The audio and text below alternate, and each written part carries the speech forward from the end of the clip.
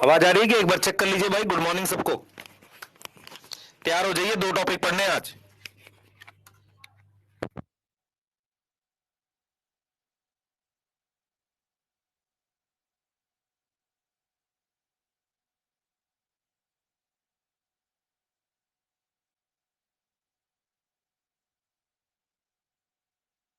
NCERT ले लीजिए बेटा एक बार, सब लोग तैयार करते हैं। लेक्चर नंबर 10 है आज। यस, है ना। दो टॉपिक हमें पढ़ने हैं आज। लेक्चर नंबर 10 है।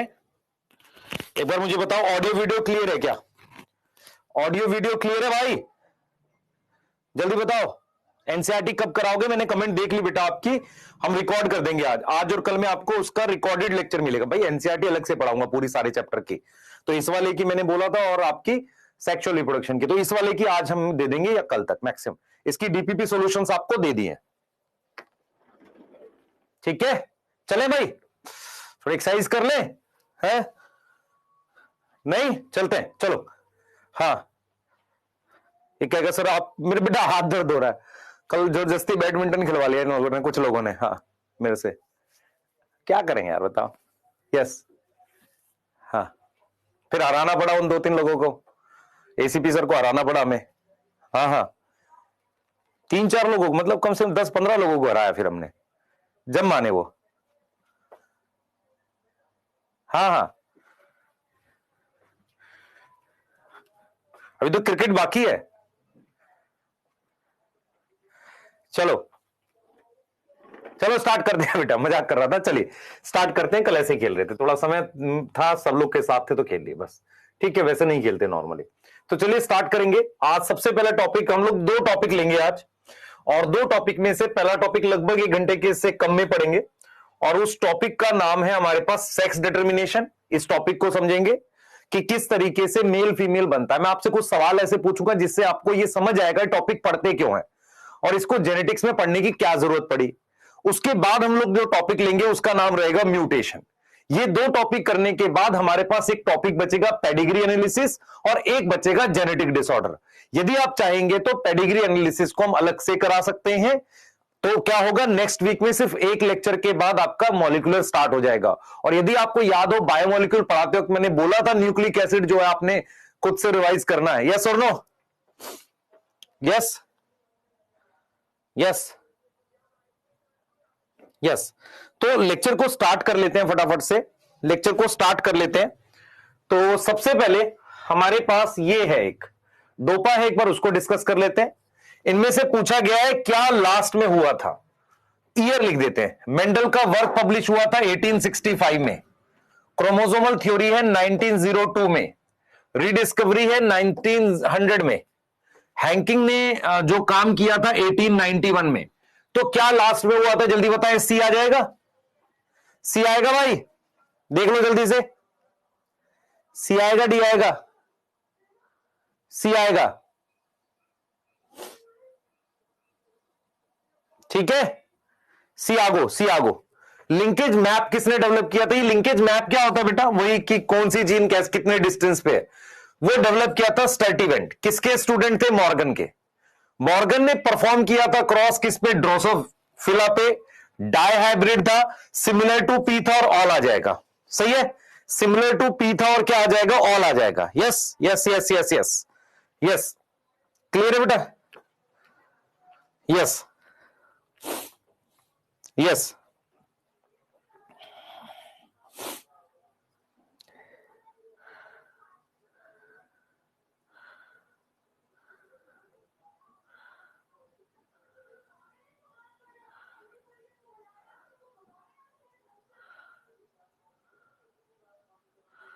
ठीक है, सही है। अगला क्वेश्चन ले लेते हैं। Trait present on x chromosome. भाई एक्सियल फ्लावर पी पर है, क्या एक्स क्रोमोसोम पे होगा? नहीं। सिकल सेल अनीमिया हो? नहीं, बी आएगा। White I in Drosophila. White I and brown body is in, हाँ भाई, व्हाइट आई और ब्राउन बॉडी किसके अंदर था? देख बेटा मेरी बात याद कर, व्हाइट आई के साथ व्हाइट आई रिसेसिव था, यस सर, उसके साथ येलो बॉडी था। रेड आई के साथ ब्राउन बॉडी था। यदि व्हाइट आई और ब्राउन बॉडी साथ आ रहा है तो वो क्या है? वो रिकॉम्बिनेंट है। Now what is hemizygous? Hemizygous का मतलब होता है मतलब जिसमें सिर्फ एक क्रोमोसोम हो, जैसे कि मेल में एक एक्स होता है, ठीक है, पर ये वाला ज्यादा ठीक है ना। Which is dominant trait in Drosophila, white eye, red eye, miniature wing, tall flower. तो सबसे पहले तो यहां ड्रोसोफिला लिखा है, तो टॉल फ्लावर नहीं होगा। अब आ जाओ, इनमें से कौन सा होगा, बी, ठीक है। तो फिफ्थ का बी, सिक्स का बी, चेक करो भाई, फिफ्थ का बी, सिक्स का बी, चेक करो चेक करो चेक करो। चलिए चलिए, बहुत शानदार, बहुत मजेदार, आगे चलेंगे, आगे चलेंगे बेटा। Number of gamete produce by heterozygous red eye, number of gamete produce by heterozygous red eye और ब्राउन बॉडी फीमेल बोल रहा है, रेड आई और ब्राउन बॉडी फीमेल हेट्रोजाइगस है। मतलब क्या है, रेड आई का मतलब क्या है बेटा, डब्लू और डब्लू प्लस और डब्लू, मतलब हेट्रोजाइगस रेड आई है ना, तो डब्लू प्लस रेड आई और ये व्हाइट आई। ब्राउन बॉडी मतलब वाई प्लस वाई, इसके गैमेट्स पूछ रहा है। आप मुझे बताओ, अगर आपसे कोई इसके गैमेट्स पूछे तो कितने बताओगे सर, चार बताएंगे। ये रे चार गैमेट्स, ये आ गए चार गैमेट्स, यस यस, चार बताएंगे। Which gamete heterozygous red eye and brown body, which gamete में हेट्रोजाइगस, सॉरी गैमेट की बात कर रहा, फिर हेट्रोजाइगस वर्ड नहीं लिखना चाहिए। रेड आई किससे लिखेगा भाई, बता जल्दी से। रेड आई लिखेगा डब्ल्यू प्लस से और वाई प्लस से। कोई है वाई प्लस डब्ल्यू प्लस, ये रहा सी, यहां भी सी आएगा, बहुत बढ़िया, ठीक है। यहां या तो मैं गैमेट ना लिखूं, गैमेट लिखूंगा तो ये आएगा। रिकॉम्बिनेंट गैमेट इज, देख बेटा पेरेंटल कौन से थे भाई मेरे, पेरेंटल कौन से थे sir, Y plus W plus था, और क्या था वाई डब्ल्यू, ये पेरेंटल थे। रिकॉम्बिनेंट क्या था, वाई प्लस डब्ल्यू और वाई डब्ल्यू प्लस, ये रिकॉम्बिनेंट था। तो बता इनमें से recombinant gamete is above case is, recombinant कौन सा है, Y plus W, Y plus W है। Distance between Y plus and M plus is, भाई आपने लाइन खींची थी, आपने कहा था बॉडी कलर जो है, जो वाई प्लस है मान लो और डब्ल्यू प्लस है, और यहां क्या था बेटा, यहां था एम प्लस है, इसके बीच का डिस्टेंस ये था। आई कलर और विंग के बीच का 37.2, इनको ऐड कर दे, वाई प्लस और एम प्लस के बीच के डिस्टेंस के लिए ऐड कर दे, सी आएगा। बताओ भाई, समझ में आया नहीं आया। अब इस तरह का अगर आपको क्वेश्चन करना है ना, तो आपको क्रॉस समझ आया होना चाहिए, तुक्के में नहीं होगा, तुक्के में क्वेश्चन नहीं होंगे भाई, यस तुक्के में नहीं होंगे, यस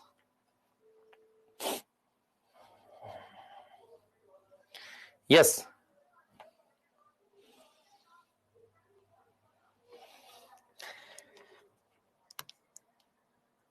हो गया, सारे सही है, कितने सही कितने गलत जरा एक बार बता दो, चल चलते आगे, मजा आने वाला। अभी आज दो बहुत इंटरेस्टिंग टॉपिक पढ़ेंगे, एक का नाम सेक्स डिटर्मिनेशन है, ठीक है, टॉपिक का नाम है हमारे पास सेक्स डिटर्मिनेशन, दूसरा है म्यूटेशन। अच्छे क्वेश्चन आ सकते हैं और इंटरेस्टिंग क्वेश्चन आ सकते हैं, स्टेटमेंट बेस्ड क्वेश्चन आते हैं और बच्चे गलत करके आते हैं। सेक्स डिटर्मिनेशन आज का टॉपिक है जिसपे हम लोग डिस्कस करने वाले, ठीक है। चले स्टार्ट करें भाई, जल्दी बता दो, स्टार्ट करें, कुछ सवालों के साथ शुरू करेंगे, करें भाई स्टार्ट। यस सर, आप खुश बहुत नजर आ रहे हो, हाँ तो हम इसको जरा चैट को प्राइवेट कर रहे हैं, यस चैट प्राइवेट कर दी हमने। सर इसलिए खुश हैं, कल खेल रहे थे, बहुत दिन बाद खेलने में तो इससे एमडी सर की बात बिल्कुल सत्य स्थापित होती है कि स्ट्रेस कम होता है खेलने से और थोड़ी बहुत एक्सरसाइज 10 मिनट करने से, यस ठीक है। चलते हैं, देखो इस टॉपिक में हमें क्या क्या पढ़ना है। इस टॉपिक में सेक्स डिटर्मिनेशन में हमें एक डिस्कशन है कि यार सेक्स डिटर्मिनेशन होता क्या है, पहला तो ये है। दूसरा ये डिस्कशन है आपके साथ कि यार किस किस तरीके से मेल फीमेल अलग अलग ऑर्गेनिज्म में डिसाइड होता है। और तीसरा है हनी बी, तीसरा डिस्कशन क्या, हनी बी। और फोर्थ अगर चाहो तो ह्यूमन के बारे में बात कर सकते हैं। यहां तक समझ में आ रही है, ये 3-4 तरह के डिस्कशन यहां है। सबसे पहले जो मैं डिस्कशन आपका एकदम बेसिक पर लेकर जाऊंगा, उसको मैं बात को स्टार्ट करता हूं। सबसे पहले मेरा आपसे यह सवाल है कि आप यदि इस टॉपिक को समझे, इसका मीनिंग समझो पहले। सेक्स डिटर्मिनेशन मतलब, डिटर्मिनेशन क्या होता है, पता लगाना। तो पता लगाना है कि यार ये मेल है कि फीमेल है, ये कब पता लगाना है, ऐसा थोड़ी देख के ऐसे भाई ये वाला इंसेक्ट मेल है, वो नहीं करना है। सेक्स डिटर्मिनेशन का मतलब है कि कैसे डिसाइड होता है, नेचर कैसे डिसाइड करती है कि इसको मेल बनाना है या इसको फीमेल बनाना है, ये टॉपिक का मतलब है। टॉपिक में ये पढ़ रहे हैं हम कि नेचर, मदर नेचर जिसे हम कहते हैं, वो कैसे डिसाइड करती है कि मेल बनाना है कि फीमेल बनाना है, ये डिसीजन कैसे होता है। तो इस बात को थोड़ा समझने के लिए, इस बात को समझने के लिए हम थोड़ा बैकग्राउंड में जाएंगे। हम क्या करेंगे बेटा, बैकग्राउंड में जाएंगे। क्लियर है, थोड़ा बैकग्राउंड में जाएंगे। बैकग्राउंड में मैं आपसे कुछ सवाल पूछूंगा कि यार मुझे एक चीज बताओ, एसेक्सुअल और सेक्सुअल रिप्रोडक्शन में पहले कौन सी आई होगी, पहले कौन सी आई होगी। और थोड़ा सा मैं, अगर मुझे याद है, मैं क्लास 10th की एक बार बायो पढ़ा रहा था, या मैंने पढ़ाई हुई है, तो वहां पे एक रिप्रोडक्शन का एक चैप्टर है हमारे पास, रिप्रोडक्शन इन ऑर्गेनिज्म करके शायद, या कुछ और नाम है उसका। तो उस चैप्टर में, या हाउ डू ऑर्गेनिज्म रिप्रोड्यूस नाम है, उसमें यह लिखा हुआ है कि यार एसेक्सुअल रिप्रोडक्शन जो था ना वो पहले आई थी, और एसेक्सुअल रिप्रोडक्शन में भी वेरिएशन आती थी, ऐसा नहीं बिल्कुल नहीं आती थी, बहुत कम आती थी। तो नॉर्मली हम मान लेते कि नहीं आती थी। तो एसेक्सुअल रिप्रोडक्शन में भी वेरिएशन आती थी, और वो वेरिएशन कैसे आती थी कि जब कोई सेल डिवाइड होता था तो डीएनए कॉपी करने के मैकेनिज्म में गड़बड़ हो जाती थी, इससे वेरिएशन आती थी। तो एसेक्सुअल रिप्रोडक्शन जो था उसमें वेरिएशन बहुत स्लो आती थी, पर क्योंकि नेचर बदल रही है, हमारी मदर नेचर बदल रही है, हमें वेरिएशन की आवश्यकता है, इस वजह से सेक्सुअल रिप्रोडक्शन इवॉल्व हुई। सेक्सुअल रिप्रोडक्शन में क्या होता है, एक्चुअल में सेक्सुअल रिप्रोडक्शन में क्या होता है, लिखना कुछ नहीं अभी, दो सेल्स की वेरिएशन को कंबाइन किया जाता है और एक सिंगल सेल बनाया जाता है जिसमें ज्यादा वेरिएशन है, जिसमें क्या है, ज्यादा वेरिएशन है। तो जब आप दो सेल की वेरिएशन को कंबाइन करोगे, मान लो इसमें 10 क्रोमोसोम है, इसमें 10 क्रोमोसोम है, तो क्रोमोसोम की संख्या डबल हो जाएगी। तो इसीलिए मान लिया हमने दो सेल की वेरिएशन को कंबाइन करके ये सिंगल सेल बना लिया, लेकिन पॉइंट ये है कि क्रोमोसोम का नंबर डबल हो गया। इसके लिए हमें कहीं ना कहीं मियोसिस को इन्वॉल्व करना पड़ा। तो आपको ये समझना पड़ेगा, सबसे पहले एसेक्सुअल रिप्रोडक्शन आई और माइटोसिस आई। जब सेक्सुअल रिप्रोडक्शन आई तो मियोसिस की आवश्यकता पड़ी, क्योंकि हम दो सेल की वेरिएशन कंबाइन तो कर रहे थे, पर परेशानी यह थी कि क्रोमोसोम की संख्या बढ़ के डबल हो जाती। तो उस क्रोमोसोम की संख्या को आधा करने के लिए मियोसिस आई। तो मेरे दिमाग में यह बैठ गया कि सेक्सुअल रिप्रोडक्शन के लिए जरूरी क्या है, सेक्सुअल रिप्रोडक्शन के लिए क्या जरूरी है, समझे ध्यान से। सेक्सुअल रिप्रोडक्शन अगर हम बात करें, उसमें हम क्या बोलते हैं, उसमें चाहिए मुझे फ्यूजन ऑफ सेल। क्या चाहिए बेटा, सेल को आपस में फ्यूज करना। मुझे साथ के साथ मियोसिस चाहिए, और मैं बोल सकता हूं गैमेट्स चाहिए। अगर मुझे यह रिक्वायरमेंट पूरी हो रही है तो सेक्सुअल रिप्रोडक्शन हो सकती है। यहां तक समझ में आ रही है, सेक्सुअल रिप्रोडक्शन हो सकती है। अब नेचर ने कहा कि यार देखो, ये एक ऑर्गेनिज्म है, इसमें इतने सारे सेल्स हैं, इन सारे सेल्स में क्रोमोसोम की संख्या 20 है, और हमने ये बोला कि जो गैमेट्स बनेंगे, गैमेट्स में क्रोमोसोम की संख्या 10 होनी चाहिए, आधी होनी चाहिए। तो क्या मैं उसके सारे सेल में मियोसिस कर दूं? मान लो ये ऑर्गेनिज्म है, नेचर ने कहा कि यार क्या मैं सारे, मैं कुछ लिखना नहीं है, मैं क्या सारे सेल में मियोसिस कर दूं? नहीं सर। तो नेचर ने कहा क्यों ना एक ऐसी लोकेशन बना दी जाए जहां पर मियोसिस होगी। उसको हमने नाम दिया सेक्स ऑर्गन। तो यदि आपसे पूछा जाए सेक्स ऑर्गन क्या होता है, सेक्स ऑर्गन पूरे ऑर्गेनिज्म में एक जगह होती है जहां मियोसिस होती है या गैमेट बनते हैं। क्योंकि अगर ये ऑर्गेनिज्म हैप्लॉइड है तो फिर सेक्स ऑर्गन में माइटोसिस से गैमेट बना लो। पर नॉर्मली अगर मैं डिप्लॉयड ऑर्गेनिज्म की बात करता हूं तो मैं ये बोलता हूं, सबसे पहले एसेक्सुअल रिप्रोडक्शन इवॉल्व हुई, पहला पॉइंट। यहां तक कोई डाउट नहीं सर। एसेक्सुअल रिप्रोडक्शन में वेरिएशन डीएनए रेप्लिकेशन के वक्त आती थी। यस सर, बहुत बढ़िया बात है। फिर क्या हुआ, जब एसेक्सुअल रिप्रोडक्शन इवॉल्व हो गई तो नेचर ने कहा मुझे और वेरिएशन चाहिए। तो नेचर ने कहा क्यों नहीं, दो सेल्स के को फ्यूज करके वेरिएशन लाई जाए, ये भी ठीक हो गया। पर उसमें क्रोमोसोम की संख्या बढ़ रही थी। तो नेचर ने कहा वो स्पेशल सेल होंगे, वो स्पेशल सेल होंगे जिन्हें क्या बोला, गैमेट्स। और कहीं ना कहीं मुझे क्रोमोसोम आधा करने के लिए क्या चाहिए, मियोसिस। अब जब पूरे ऑर्गेनिज्म में क्या मियोसिस सब जगह कराई जाए, ह्यूमन का एग्जांपल ले लो, पूरे ऑर्गेनिज्म में टेस्टिस और ओवरी ऐसी लोकेशन है जहां मियोसिस होती है और गैमेट बनते हैं। ये भी क्लियर हो गया। तो मेरे दिमाग में ये आया क्या सेक्सुअल रिप्रोडक्शन के लिए सेक्स ऑर्गन होना कंपलसरी है? नहीं। तो बहुत सारी ऐसी एल्गी आई, बहुत सारे ऐसे ऑर्गेनिज्म आए जिनमें सेक्स ऑर्गन बना ही नहीं। तुमने पढ़ा है ड्यूटेरियोमाइस्टिस, क्या उनमें सेक्स ऑर्गन होते हैं? याद करो, नहीं होते सर। बेसिडियोमाइस्टिस, सर नहीं होते बेसिडियोमाइस्टिस में, वहां तो हाइफे फ्यूज करते थे। तो पॉइंट ये है कि सेक्सुअल रिप्रोडक्शन के लिए हमें गैमेट्स चाहिए हो सकते हैं, मियोसिस चाहिए, इंपॉर्टेंट क्या है, मियोसिस चाहिए, और गैमेट को फ्यूज करना है। फिर नेचर ने कहा ठीक है, हमने सेक्स ऑर्गन भी बना लिए। नेचर ने कहा कि क्यों नहीं सेक्स ऑर्गन तो बना लिए, गैमेट्स भी बना लिए, क्यों नहीं गैमेट्स में मेल फीमेल बना दिया जाए। फायदा क्या होगा, मान लो मैंने 2 गैमेट बना दिए, दोनों को एक दूसरे से मिलने जाना है एक दूसरे से, तो कैसे मिलेगा, कहां मिलेगा? नेचर ने कहा एक को रोक दो, दूसरा जाएगा। तो जब दूसरा जाएगा तो ये फीमेल गैमेट बन गया, ये मेल गैमेट बन गया। तो फीमेल और मेल गैमेट की संख्या बराबर बन सके, इसके लिए मेल सेक्स ऑर्गन और फीमेल सेक्स ऑर्गन आए होंगे। मेरी बात समझ पा रहे हो कि नहीं समझ पा रहे हो? मेरी बात समझ पा रहे हो? सोचो तो, अगर आपसे पूछा जाए कि क्या सेक्सुअल रिप्रोडक्शन और सेक्स ऑर्गन साथ में, कभी नहीं। सेक्सुअल रिप्रोडक्शन आ गई थी, मियोसिस आ गई थी, गैमेट्स बनने लगे थे, बाद में सेक्स ऑर्गन बने। अब सेक्स ऑर्गन में आपने पढ़ा आइसोगैमस, सेम साइज के गैमेट। परेशानी क्या है, दोनों को जाना पड़ रहा है।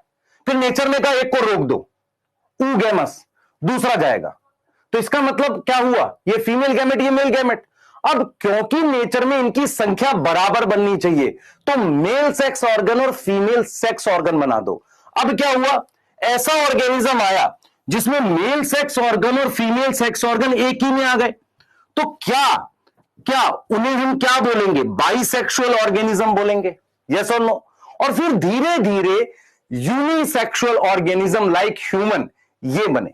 क्लियर है? ये पूरा एवोल्यूशन है, किस तरीके से रिप्रोडक्शन इवॉल्व हुई है। समझ आया?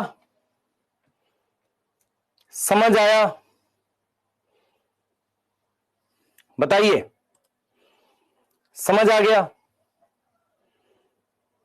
यस। पर सेक्सुअल रिप्रोडक्शन के लिए सबसे जरूरी था fusion of cell, meiosis, gamete. Sex organ वो जगह है जहां मियोसिस हो सकती है, मेल फीमेल बने, फिर हैप्लॉइड बन गया। अब सवाल ये उठता है कि ये मेल फीमेल अलग बनाने के लिए फिर नेचर ने कहा कि एक काम करो, क्रोमोसोम ही अलग कर दो। नॉर्मल क्रोमोसोम थे जो सबके अंदर थे, पर क्या करो, कुछ ऐसे क्रोमोसोम बना दो जो डिसाइड करेंगे कि ये मेल बनेगा, ये फीमेल बनेगा। तो इसका मतलब अगर मैं आपसे पूछूं, क्रोमोसोम के द्वारा मेल फीमेल बनाने के लिए क्रोमोसोम के थ्रू जो करते हैं, क्रोमोसोम के थ्रू मेल और फीमेल जो हम बनाते हैं, क्या वो सारे ऑर्गेनिज्म में होता? नहीं। तुम्हारे घर के पास जो नीम का पेड़ है उसमें एक ही में मेल और फीमेल फ्लावर है। तुम्हारे घर के पास जो कोई और रोज का प्लांट है या पी का प्लांट है, उसमें मेल और फीमेल तो एक ही में है। तो वो क्या है, वो लोकेशन है जहां गैमेट्स बनेंगे। तो क्या वहां सेक्स ऑर्गन होते हैं? नहीं। सेक्स क्रोमोसोम होते हैं? नहीं, पॉसिबल ही नहीं है। मेरी बात समझ पा रहे हो? तो बाद में क्या हुआ, अलग से क्रोमोसोम इवॉल्व हुए जो डिसाइड करते थे मेल कैसे बनेगा, फीमेल कैसे बनेगा। तो ये जो टॉपिक है ना, सेक्स डिटर्मिनेशन, ये एग्जैक्टली किस बात पे फोकस कर रहा है, सबसे लास्ट वाली बात पे, किस तरीके से क्रोमोसोम डिसाइड करते हैं मेल और फीमेल। पर आपने अपने दिमाग में ये रखना है कि आपके घर के बाहर जो नीम का पेड़ है उसमें क्रोमोसोम डिसाइड नहीं करते, उसमें एनवायरमेंट डिसाइड करता है। आप सबने ये चीज देखी है कि बहुत सारे जैसे तोरी, घिया, ये जो इनकी जो बेल होती हैं, जिन्हें आप क्लाइंबर्स कहते हैं, ये लोग, इनमें पहले कौन से फ्लावर आते हैं, पहले मेल फ्लावर आते हैं, बाद में फीमेल फ्लावर आते हैं। तो नेचर डिसाइड कर रही है, एनवायरमेंट डिसाइड कर रहा है, क्या वहां क्रोमोसोम डिसाइड कर रहा है? हो ही नहीं सकता। मेरी बात समझ में आ गई? मेरी बात समझ में आ गई? नहीं पढ़नी बेटा, जेनेटिक बैलेंस थ्योरी नहीं पढ़नी तुझे। चलें आगे, चलें अब इसको लिखते हैं, समझते हुए लिखते हैं, समझते हुए लिखते हैं और समझते हैं चीजों को। यस यस यस, चलिए मजा आ रहा है। तो चीजों को थोड़ा सा सही से लेके चलते हैं। तो यदि मैं आपसे कहूं what is meaning of sex determination, तो आप कहेंगे सेक्स डिटर्मिनेशन का मतलब है कि हाउ मेल और फीमेल ऑर्गेनिज्म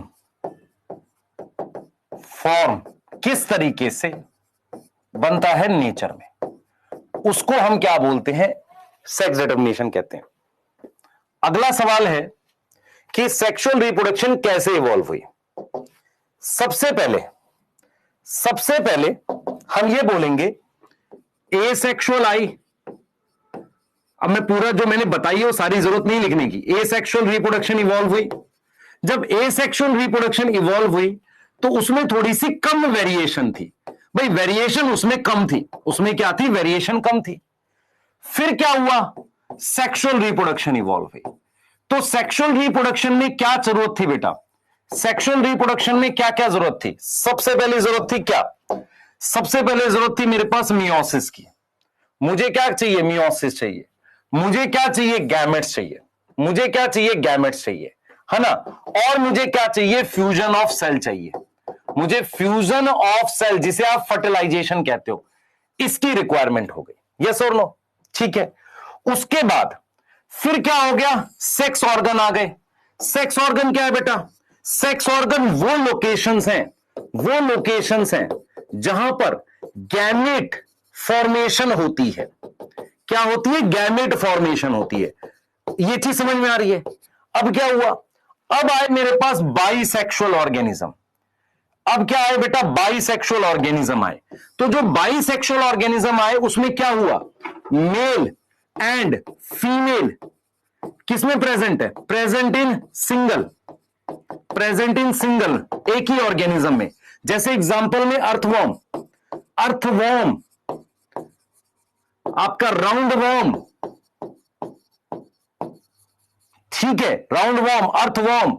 आपने हिबिस्कस, चाइना रोज लिख लो, चाइना रोज।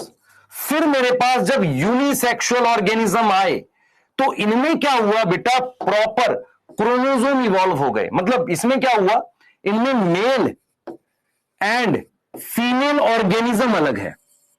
और अगर मेल और फीमेल ऑर्गेनिज्म डिफरेंट है तो मुझे इसका क्या मतलब है, इसका यह मतलब है कि mail and female sex organ अलग है। यस और नो, यस और नो, सोचो। अच्छा, इसके बाद एक एवोल्यूशन आया, चलो ठीक है, मेल फीमेल अलग कर देते हैं। इसके बाद आया सेक्सुअल डायमॉर्फिज्म। अब वो अलग अलग दिख रहे हैं, दिखने में भी अलग है। ह्यूमन में देख लो, दिखने में भी तो अलग है। यस यस यस, इसीलिए जो टेस्टिस और ओवरी है वो प्राइमरी सेक्स ऑर्गन है। दिखने में अलग वाले फीचर तो सेकेंडरी में चले जाते हैं। सोचो, एक कह रहा है सर याद, अमन बेटा अगर तू ड्रॉपर के डिटेल बैच में पढ़ रहा है, यदि तू मुझसे ये सवाल पूछेगा ना सर याद क्या रखना है, तो मुझे तकलीफ पहुंचेगी। मैं ये जो तेरे आधार बेसिस बना रहा हूं ये इसलिए नहीं बना रहा कि याद रखना, इनमें से तो कुछ भी नहीं आएगा। पर तुझे ये तो समझ में आएगा कि जो हम टॉपिक पढ़ रहे हैं वो टॉपिक इस वाले से रिलेटेड है। इसमें क्रोमोसोम डिसाइड करता है। इसमें कौन डिसाइड करता है, क्रोमोसोम डिसाइड करता है, ठीक है। इनमें क्रोमोसोम डिसाइड नहीं करता। यदि तुझे क्वेश्चन आ जाएगा, मेरी बात सुन, ड्रोसोफिला में क्रोमोसोम डिसाइड करता है, तो यदि तेरे को आ जाएगा क्रोमोसोमल सेक्स डिटर्मिनेशन अकर इन, अब यहां पर तूने अर्थवॉर्म लिख दिया, यहां पर तूने क्या लिख दिया, फ्रॉग लिख दिया, यहां पर तूने राउंड वॉर्म लिख दिया, और यहां पर तूने क्या लिख दिया, राउंड वॉर्म लिख दिया, यहां पर तूने लिख दिया चाइना रोज। अब मैं तेरे से एक सवाल पूछूं, ये तो एनसीईआरटी में भी नहीं है, पर तू लॉजिक क्या यूज करेगा? लॉजिक तो चाहिए ना आंसर करने के लिए। तो तुझे पता है ये बाइसेक्सुअल है ना, ये बाइसेक्सुअल है, ये बाइसेक्सुअल है, ये भी बाइसेक्सुअल है, ये यूनिसेक्सुअल है। फ्रॉग में मेल फीमेल अलग अलग होता है, तो फिर आंसर बी आएगा। तो लॉजिक कहां है आंसर करने के लिए? लॉजिक चाहिए ना बच्चे, लॉजिक चाहिए ना। तू कहेगा एनसीईआरटी के बाहर है, ठीक है। अब समझ में आ रहा है मैं क्यों पढ़ाता हूं? मैं रटवा नहीं पाऊंगा ना तेरे को सारा। अब तुझे ये समझ में आ रहा है कि सेक्स डिटर्मिनेशन कैसे कैसे हो सकती है, एनवायरमेंटल हो सकती है। एनवायरमेंट का मतलब जैसे हम कह सकते हैं कि जैसे मान लो डे लेंथ है, डे लेंथ क्या करती है? मेल और फीमेल फ्लावर डिसाइड कर सकती है। मेल एंड फीमेल फ्लावर कर दो, चलो एक तो ये हो गया। उसके अलावा कुछ रेप्टाइल्स में टेम्परेचर, कुछ रेप्टाइल्स होते हैं, कुछ सारे नहीं, कुछ रेप्टाइल्स में टेम्परेचर, है ना। कुछ मोलुस्का में होता है ऐसा कि एनवायरमेंट के हिसाब से मेल फीमेल बनता है। यस, एनवायरमेंट के। तो सेक्स डिटर्मिनेशन का मतलब है कि how male female develop, how mail and female develop. तो यहां पर क्या होता है बेटा, जैसे मान लो मैंने कहा टर्टल होता है, टर्टल मतलब कछुआ, उसमें मान लो 28 डिग्री पे मेल बन गया, 33 डिग्री पे फीमेल बन गया, 28 और 33 में दोनों बराबर बन गए। तो ये डिसीजन किससे हो रहा है? एनवायरमेंट से हो रहा है। दूसरा हमारे पास है एलोजोम। एलोजोम किसे कहते हैं? सेक्स क्रोमोजोम को कहते हैं। तो इसमें क्या है बेटा, आपको मैं समझाता हूं। जैसे मान लो मेरे पास एक बैक्टीरिया है, उस बैक्टीरिया का नाम है ई कोलाई। ई कोलाई में, ई कोलाई जो मैंने ये बना दिया, इसमें मेरे पास ये खास तरह का प्लाज्मिड है, इसको कह रहे हैं एफ प्लाज्मिड। एफ प्लाज्मिड की वजह से इसको मेल बोल देते हैं। तो इनमें कोई सेक्स क्रोमोसोम थोड़ी है, बट क्रोमोसोम है, मतलब कोई डीएनए है। तो ये हो गया। अब इसमें नहीं है, तो इसमें एफ प्लाज्मिड एब्सेंट है। एफ प्लाज्मिड क्या है? एब्सेंट है। और इसका एफ प्लाज्मिड, इसका एफ प्लाज्मिड इसमें जाता है, तो इसको हमने बोल दिया एफ माइनस, इसको एफ प्लस बोल दिया। प्लस का क्या मतलब है? प्लस का मतलब प्लाज्मिड है, माइनस का क्या मतलब नहीं है, और इसमें जाता है।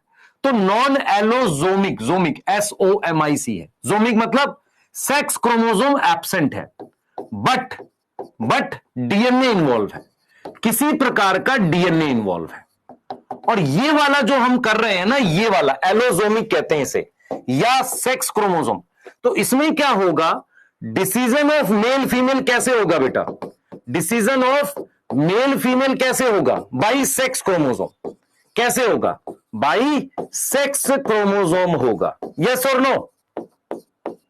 यस और नो? इसको अपने डिस्कस करने जा रहे हैं। इसको अपने क्या करेंगे? अब डिस्कस करेंगे। मेरी बात समझ में आ रही है? इसको अपने डिस्कस करेंगे। कौन सा? ये वाला। ये ह्यूमन में भी हो सकता है, किसी में भी हो सकता है। लिखो भाई दोनों स्लाइड,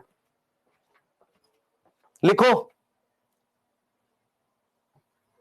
लिखो दोनों स्लाइड लिखो। हाँ लिखने दीजिए, यस यस लिखने दे रहे हैं बेटा।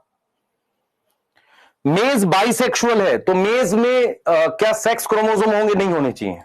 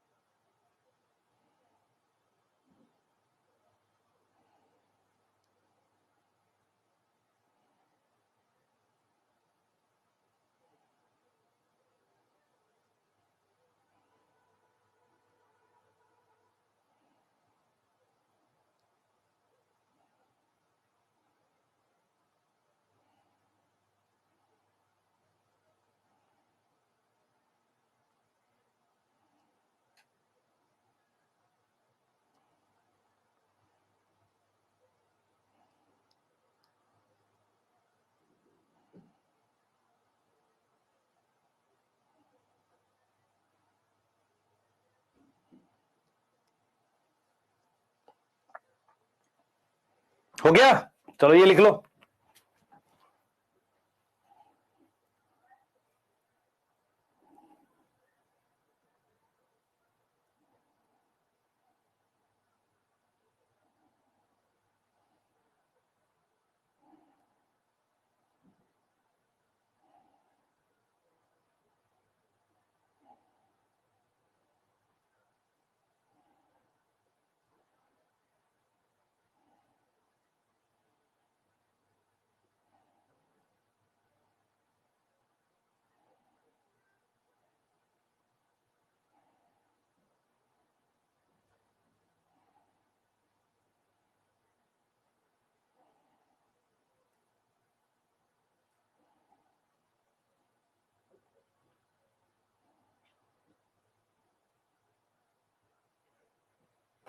लिख लो, चलो आगे चलेंगे।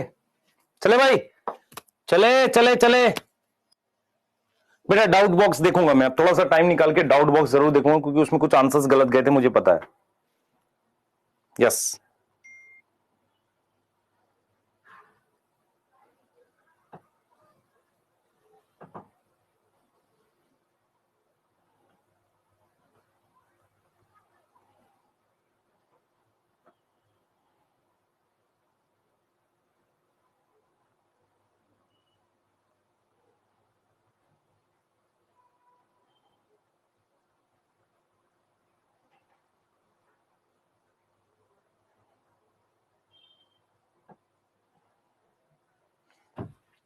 ठीक है, लिख लिस। चलिए आइए, तो फटाफट से अगला टॉपिक ले लेते हैं बेटा इसमें, कि क्या हुआ था, क्रोमोसोम सेक्स डिटर्मिनेशन कैसे हुई थी। तो 1891 एक साल था जब मेंडल का काम अभी डिस्कवर नहीं हुआ था। थोड़ा सा फोकस करेंगे क्रोमोसोम पे। तो मेरी आवाज आपको अगर सुन रही होगी तो वापसी से पूरा फोकस करें आप लोग, ठीक है। तो लिखलिस हो गया है, एक बार एनवायरमेंटल वाला भी बता दीजिए। बेटा मेरी बात सुन ध्यान से। जैसे मान ले तेरे घर के पास कोई पौधा है, उसमें मेल फ्लावर अलग बन रहा है, फीमेल फ्लावर अलग बन रहा है, या एक ही फ्लावर में मेल और फीमेल सेक्स ऑर्गन, पिस्टिल और स्टेमन बन रहा है। ये कौन डिसाइड कर रहा है? ये एनवायरमेंट तो डिसाइड कर रही है। मेरी बात समझ में आ रही है? ऐसे ही कुछ टर्टल होती है, टर्टल मतलब कछुए। उसमें क्या होता है, यदि एनवायरमेंट का तापमान 28 डिग्री होता है तो उसमें मेल डेवलप हो जाता है, 33 होता है तो फीमेल हो जाता है, और दोनों अगर होते हैं तो क्या होगा, दोनों अगर होंगे तो क्या होगा, हमारे पास क्या होगा, आप समझ लीजिए, हमारे पास क्या होगा, जल्दी बताइए बेटा, तो क्या होगा?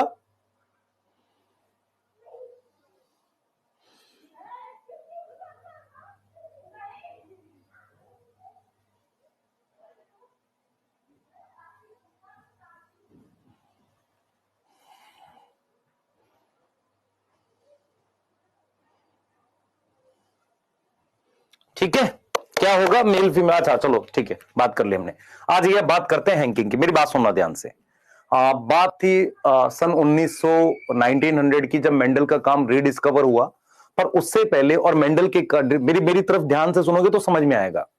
मैं आपको कुछ चीजें बता रहा हूं, उससे समझो। हमारे पास रॉबर्ट ब्राउन ने 1831 या 38 में न्यूक्लियस देख लिया था। मेरी बात समझ में आ रही है? तो हमें आइडिया हो गया था न्यूक्लियस कुछ होता है। 1848 में धागे जैसे कुछ स्ट्रक्चर एक और साइंटिस्ट ने देख लिए थे 48 में, पर वो बोल नहीं पाए कि ये क्रोमोसोम है। फिर मेंडल का काम आ गया, उन्होंने 1865 में अपना काम पब्लिश कर दिया। 1865 में 1880 के आसपास सेल की डिवीजन के बारे में कुछ चीजें होने लगी, माइटोसिस या क्रोमोसोम या इनके बारे में पता चलने लगा। तो कहीं ना कहीं साइंटिस्ट लोग जो थे वो सेल को ऑब्जर्व करने लगे। सेल को ऑब्जर्व करने लगे किस लेवल पर? क्रोमोसोम के लेवल पर ऑब्जर्व करने लगे। तो एक साइंटिस्ट थे 1891 के अराउंड, जिनका नाम था हैंकिंग। हैंकिंग क्या पढ़ रहे थे बेटा?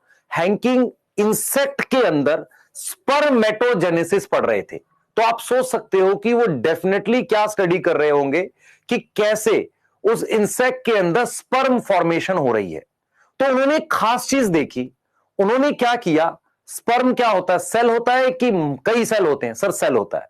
तो हैंकिंग 1891 में स्पर्मेटोजेनेसिस इंसेक्ट में स्टडी कर रहे थे। उन्होंने कुछ स्पर्म की साइटोलॉजिकल ऑब्जर्वेशन करी। साइटोलॉजिकल मतलब माइक्रोस्कोप से या स्टेन करके पता लगाया कोई कि उसमें कौन कौन से कैसे क्रोमोसोम है। उन्होंने पाया कि 50% स्पर्म में एक डार्क स्टेन स्ट्रक्चर मिलता है, मतलब एक ऐसा स्ट्रक्चर मिलता है जो डार्कली स्टेन हो जाता है। उसको उन्होंने नाम दे दिया एक्स बॉडी। 50% स्पर्म में वो स्ट्रक्चर नहीं मिलता। ये वो साल था जिस साल हमें पता चला कि सेक्स डिटर्मिनेशन में क्रोमोसोम का कुछ रोल है। तो 1891 में हैंकिंग जो थे वो क्या स्टडी कर रहे थे? वो स्टडी कर रहे थे क्या बेटा? स्पर्मेटोजेनेसिस स्टडी कर रहे थे। स्पर्मेटोजेनेसिस स्टडी कर रहे थे। उन्होंने क्या ऑब्जर्व किया? उन्होंने ऑब्जर्व किया कि 50% स्पर्म में, जो 50% स्पर्म है वहां पर हमारे पास क्या है? एक डेंसली स्टेन स्ट्रक्चर है। उसको उन्होंने नाम दिया, named as X body. But वो उसकी सिग्निफिकेंस नहीं बता पाए। Not able to tell significance, मतलब ये नहीं बता पाए ये स्ट्रक्चर है क्यों, ये कुछ नहीं बता पाए। ये वाली बात समझ में आ रही है? तो वो जब ऑब्जर्व कर रहे थे तो उन्होंने देखा कि मान लो ये स्पर्म है, तो 50% स्पर्म में, 50% का मतलब मान लो मैंने ये बना दिए 6, तो इस 6 में से 50% के अंदर एक डेंसली स्टेन स्ट्रक्चर दिख रहा था उनको न्यूक्लियस के अंदर। उसको उन्होंने नाम दिया एक्स बॉडी। यस, इसमें नहीं था, तो इसमें नहीं था, इसमें मेरे पास क्या था? ये एक्स बॉडी था। और ये नहीं बता पाई ये क्या था। बाद में कुछ और साइंटिस्ट ने बताया ये क्रोमोसोम है। लेटर साइंटिस्ट ने, ध्यान से सुनो बेटा, लेटर साइंटिस्ट लोगों ने क्या बताया? साइंटिस्ट ने क्या डिस्कवर किया कि ये क्रोमोसोम है, that it is a chromosome. ये क्या है? It is a chromosome. उसको उन्होंने फिर नाम दे दिया भाई, इन्होंने जब एक्स बॉडी बोला तो उनको उन्होंने क्या नाम दे दिया? X chromosome. क्या नाम दे दिया बेटा? X chromosome. और फिर बाद में पता चला कि this X chromosome have role, this X chromosome have role in sex determination. देखो ये 3 अलग अलग बातें मैंने करी हैं यहां पे। कौन सी 3 बातें करी हैं? कि 1891 में हैंकिंग जो थे इंसेक्ट के अंदर स्पर्मेटोजेनेसिस की स्टडी कर रहे थे। उन्होंने देखा कि 50%, और उन्होंने साइटोलॉजिकल ऑब्जर्वेशन का मतलब होता है कि सेल के अंदर क्या है, 50% स्पर्म में एक स्टेन स्ट्रक्चर है। उसको उन्होंने क्या नाम दिया? एक्स बॉडी का नाम दिया। वो ये नहीं बता पाई एक्स बॉडी है क्या, पर उन्होंने बोल दिया एक्स बॉडी है क्योंकि स्टेन हो रही है और 50% नहीं है। बाद में बताया गया कि यार ये एक्स क्रोमोसोम है, और उसके बाद किसी और साइंटिस्ट लोगों ने बोला कि इसका रोल किसमें होता है? सेक्स डिटर्मिनेशन में। तो हैंकिंग ने एक्स क्रोमोसोम डिस्कवर कर दिया था एज ए एक्स बॉडी, पर वो सिग्निफिकेंस नहीं बता पाए थे। ये दिमाग में रहेगी आपके बात, सिग्निफिकेंस नहीं बता पाए थे। ये क्लियर है बेटा? एक बच्चा कह रहा है सर मैक क्लंग, बेटा तू जो कोचिंग पढ़ रहा है ना वो ठीक नहीं है।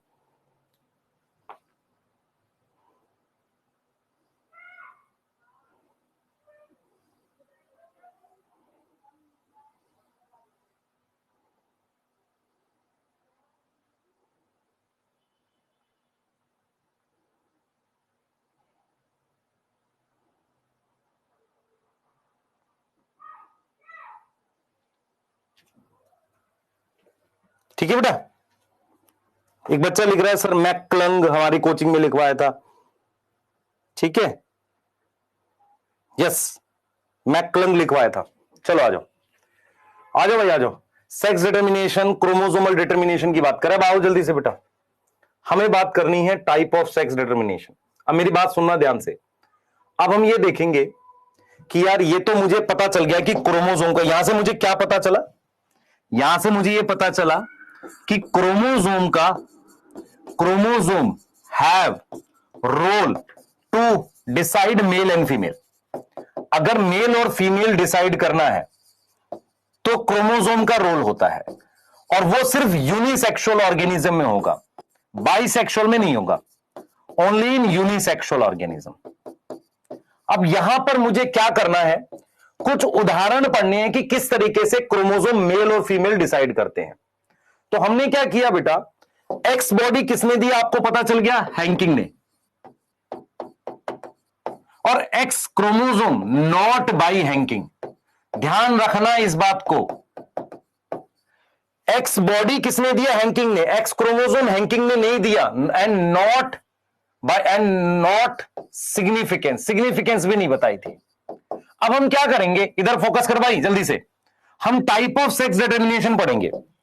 सबसे पहले है एक्स नॉट टाइप, ये 3 टाइप की हमारे सिलेबस में, X Y type, Z W type. कुछ बच्चों को प्लांट के एग्जाम्पल लिखवाए जाते हैं इसमें कि ये भी लिख लो, इस प्लांट में भी एक्सओ मिलता है, इस प्लांट में एक्स वाई मिलता है। प्लांट नहीं पढ़ने, हमें वही एग्जाम्पल पढ़ने जो एनसीईआरटी में तुम्हारे अगर पैकेज में कोचिंग में लिखवाया गया है तो प्लीज मत करो, जितना करा रहा हूं उतना करो। और हैप्लोडिप्लॉइडी हमें किसमें मिलती है, हनी बी में। तो ये वाली किसमें मिलती है बेटा, ये वाली मिलती है मोस्ट इंसेक्ट में। किसमें मिलती है, मोस्ट इंसेक्ट में, यस और नो, मोस्ट इंसेक्ट में।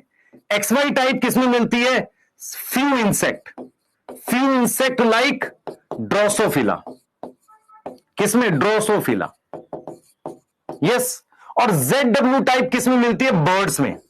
अब कुछ कोचिंग में क्या बोलते हैं उसे, पिकॉक, वो दे रखा है, पर हम यहां पे बर्ड्स में मतलब पोल्ट्री वाला बर्ड जो है ना उसकी बात करेंगे, पर बर्ड्स में मिलती है ये। और हैप्लोडिप्लॉइडी किसमें मिलती है, हनी बी में। तो एक क्वेश्चन तो सीधा ही आ जाता है मेरे दिमाग में कि sex determination absent in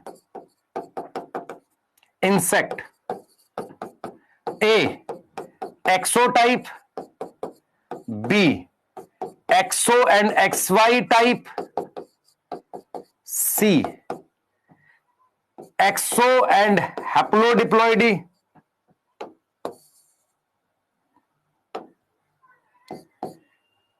sorry Z W and हैप्लोडिप्लॉइडी,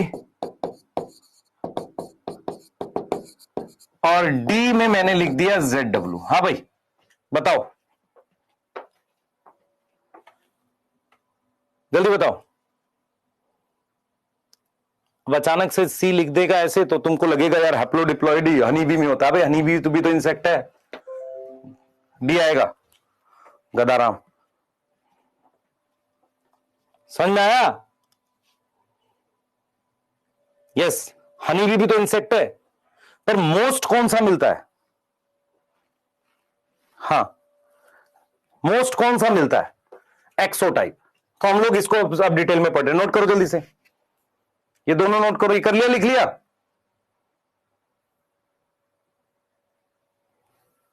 ये वाला लिख लिया बेटा, ये वाला लिख लिया सबने, ये वाला लिख लो जल्दी से, फिर अगली स्लाइड दिखा रहा हूं, आगे चलेंगे जल्दी से, फास्ट रहे थोड़ा सा। बेटा जेड डब्ल्यू क्या है, मैं सारा समझा रहा हूं, चिंता ना मुकर, मैं सारा समझा रहा हूं, अभी अभी डिटेल पढ़ाऊंगा, पहले बस लिख ले एक बार, डिटेल पढ़ाने जा रहा हूं।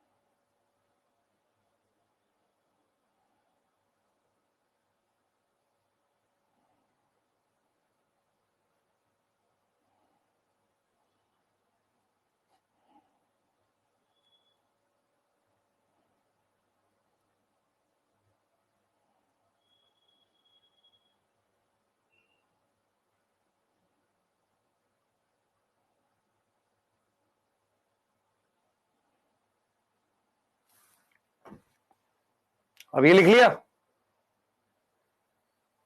अगला लिखो, चलो आगे चल रहे हैं। मैं एक्सोटाइप समझाऊंगा आपको, ध्यान से सुनना।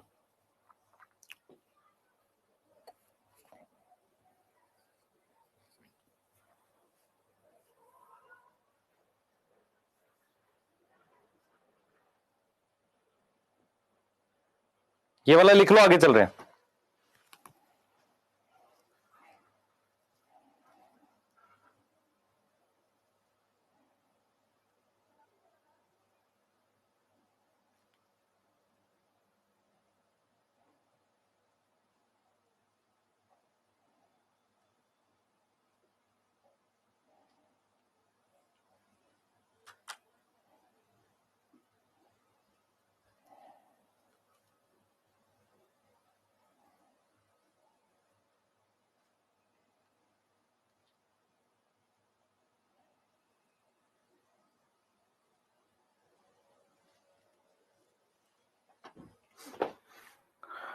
चलो आ जाओ।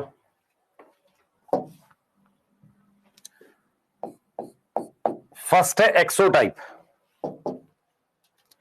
फर्स्ट क्या हमारे पास एक्सोटाइप ही क्या होता है? पहले सबसे पहले मैं आपसे यह समझाना चाहूंगा, सभी बच्चे ध्यान देंगे, कृपया ध्यान दें। मान लो ये मेरे पास कोई बाइसेक्सुअल ऑर्गेनिज्म है, ठीक है?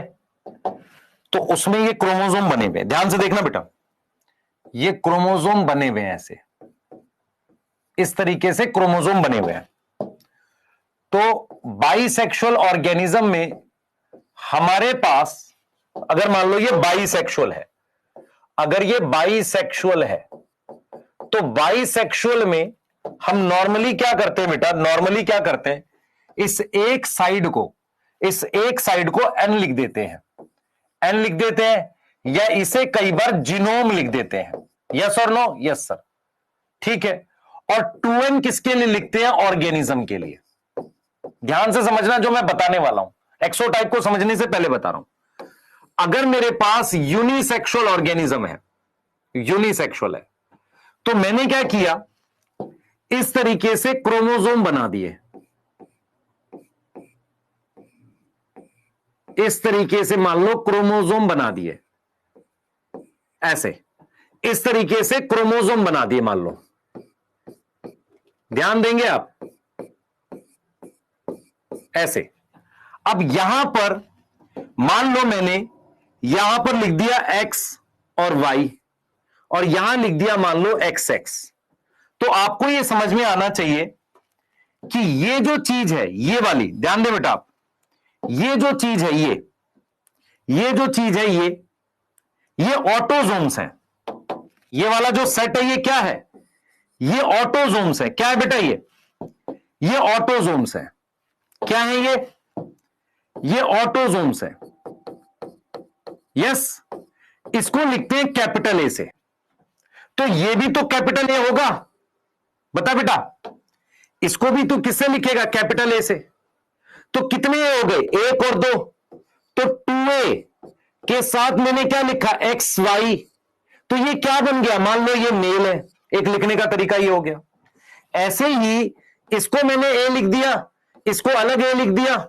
यस, तो ये भी ए है।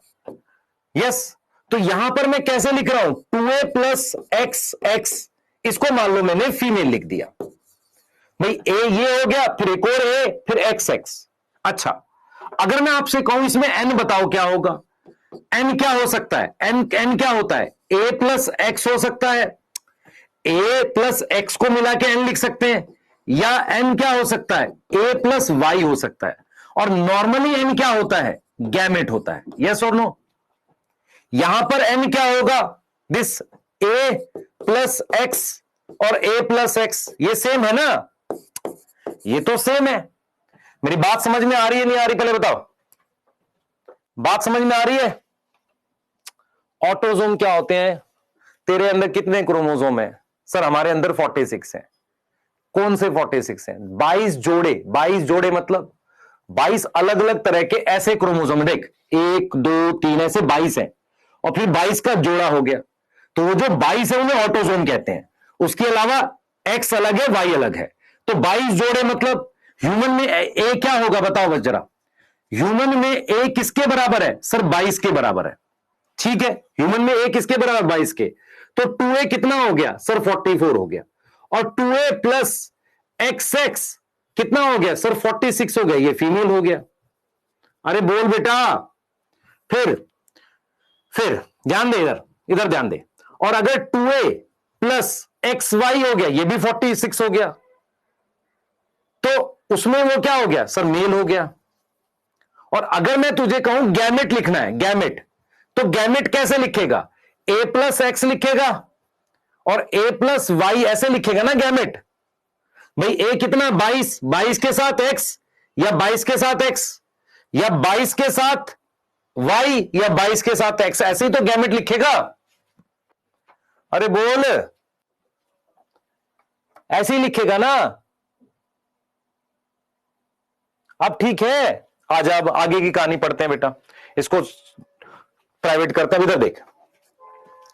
एक्सोटाइप में क्या होता है हमारे पास, एक्सोटाइप किस में होती है, प्रेजेंट होती है मोस्ट इंसेक्ट में, प्रेजेंट इन मोस्ट इंसेक्ट। इसमें क्या होता है, इसमें क्या होता है, इसको एक और नाम देते हैं, अनदर नेम होता है इसका, अनदर नेम होता है, ध्यान सुन, अनदर नेम होता है XX XY एक्सोटाइप। यस यस, अब सुनना ध्यान से। इसमें जो मेल है, मेल मेल जो होता है उसमें एक क्रोमोसोम कम है, 1 क्रोमोसोम लेस है, उसको लिखते हैं 2A plus X not, not यहां पर मतलब कम है। फीमेल जो है, फीमेल जो है उसको लिख रहे हैं 2A प्लस XX। अब इसके गैमेट बनाओ, फीमेल के गैमेट को क्या बोलेंगे सर, एग बोलेंगे। बेटा ये बिल्कुल अलग है, यहां इसका कुछ लेना देना नहीं है, अलग से समझा है, इसको हटा दे। एग कैसे लिखेगा, एग कैसे लिखेगा सर, A प्लस एक्स एक एग होगा और A प्लस एक्स दूसरा एग होगा। यस और नो, बता जल्दी से, जल्दी बता बेटा, यही एग होगा ना। एग क्या होता है सर, हैप्लॉइड होता है। मेल क्या होगा, देख मेल क्या होगा, मेल बनाएगा स्पर्म, स्पर्म क्या लिखेगा, एक लिखेगा A प्लस एक्स और दूसरा लिखेगा A प्लस नॉट। इसका मतलब मान लेते हैं मेल में टोटल 21 क्रोमोसोम है, ऐसा मान लेते हैं, भाई अलग अलग इंसेक्ट में अलग होंगे। फीमेल में 22 क्रोमोसोम है,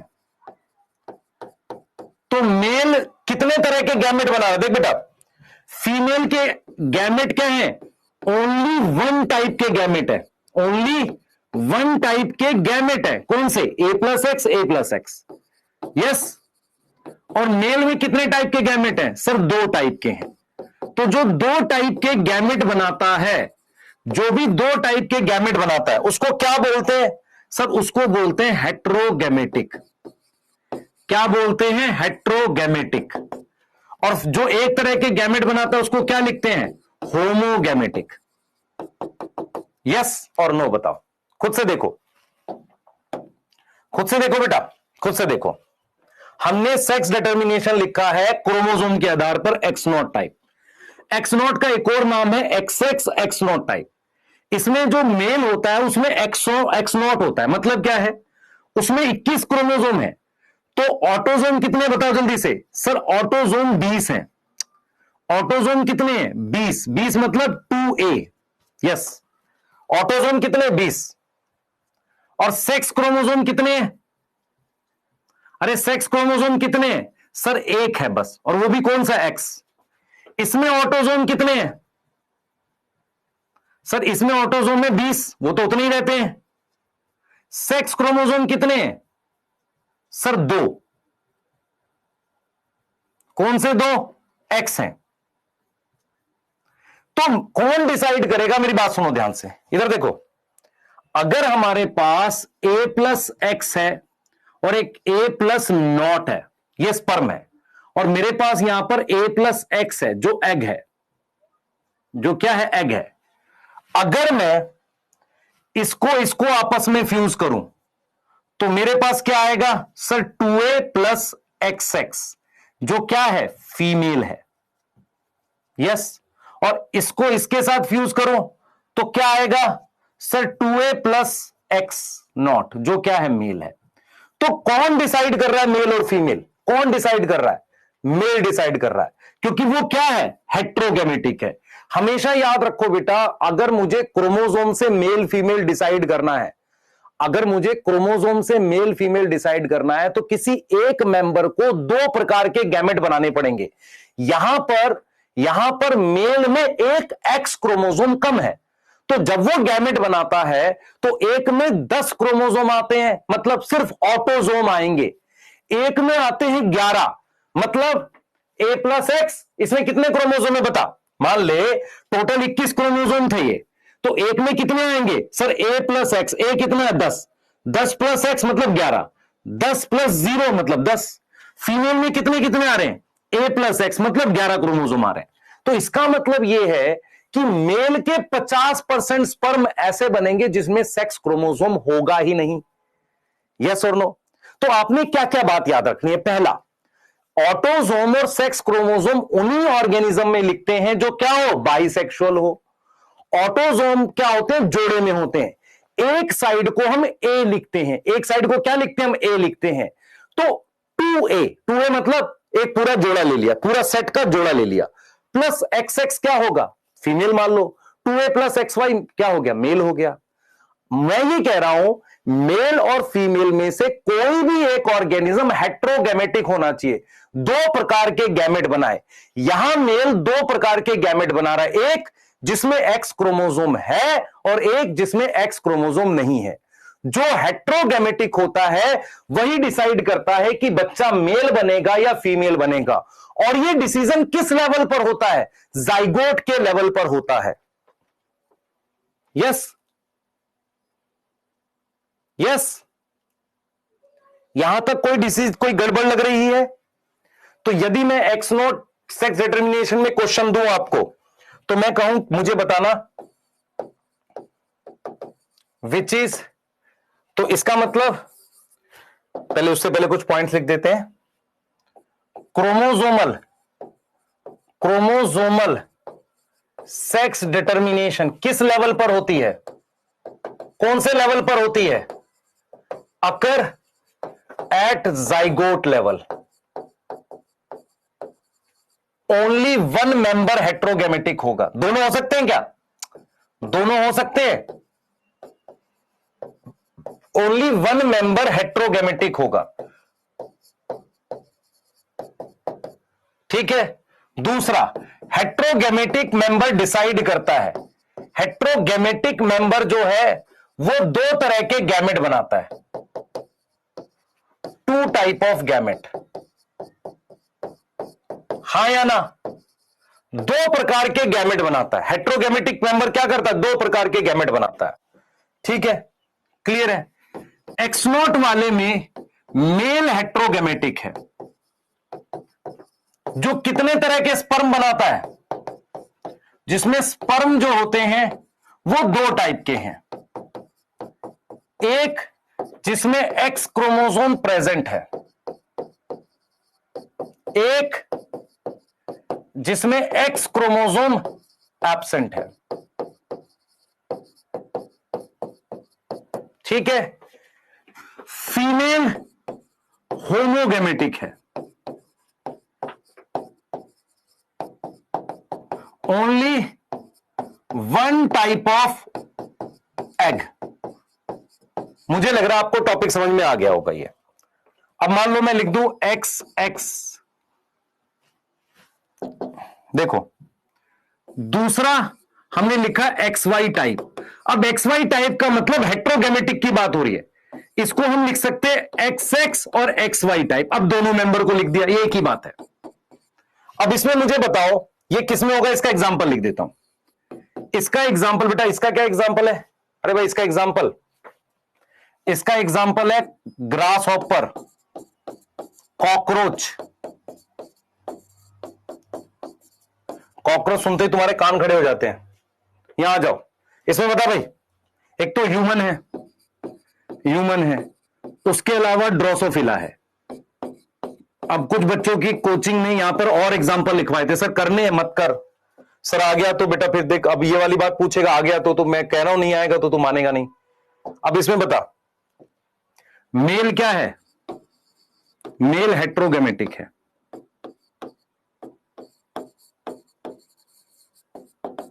फीमेल क्या है? होमोगैमेटिक है।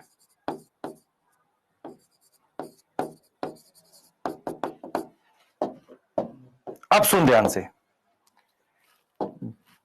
मेल को क्या लिखेंगे 2a प्लस एक्स वाई, जिसके दो गैमेट बनेंगे, एक बनेगा a प्लस एक्स और एक बनेगा a plus Y. Yes, female क्या है sir 2a plus x x है, उसका एक ही तरह का गैमेट बनेगा, तरह कह रहा हूं a प्लस एक्स बनेगा। तो अगर मैं इसको और इसको साथ ले जाता हूं तो क्या बनेगा 2a प्लस एक्स वाई, जो क्या हो गया मेल हो गया। यस, इसको और इसको साथ ले जाएंगे तो क्या लिखेंगे 2a प्लस एक्स एक्स, क्या बन गया सर फीमेल बन गया। ये ऊपर वाले से कैसे अलग है जो हमने ये एक्स नॉट लिखा है, यहां पर बोथ मेल और फीमेल में, मेल एंड फीमेल में सेम क्रोमोसोम नंबर है, मेल और फीमेल में क्रोमोसोम की संख्या सेम है, क्रोमोसोम नंबर सेम है। Yes yes yes yes, clear है, यहां तक समझ में आ रही है। तो अगर आपसे क्वेश्चन, देखो क्वेश्चन अच्छा आ सकता है, इसका क्वेश्चन ये आ सकता है, क्वेश्चन ये आ जाएगा, grasshopper and Drosophila differ in, देखें A phylum, B male heterogametic, C male and female chromosome number same, D sex determine by male. बता भाई, बता भाई, बता बता, ये क्या सर फाइलम, फाइलम नहीं, फाइलम तो आर्थ्रोपोडा है, दोनों इंसेक्ट हैं, ये नहीं होगा। मेल हेट्रोगेमेटिक दोनों में है, मेल और फीमेल में सेम क्रोमोसोम संख्या किसमें है ड्रोसोफिला में, इसमें नहीं है। सेक्स डिटरमिनेशन बाय मेल सही है, यस और नो, सी आएगा। ठीक है सर, ऐसे क्वेश्चन हम देखते नहीं है, ये आप मुश्किल कराते हो, मैं इसलिए करा रहा हूं तेरा दिमाग खुला रहे क्वेश्चन करने के लिए। स्लाइड लिख दोनों, जल्दी दोनों स्लाइड लिख बेटा, आगे समझ, जल्दी जल्दी फास्ट।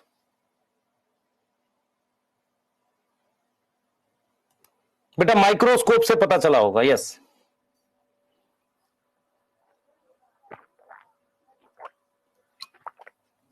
स्लाइड लिख लो जल्दी से, ये वाली लिख लो, फिर मैं दूसरे पे चेंज कर रहा हूं।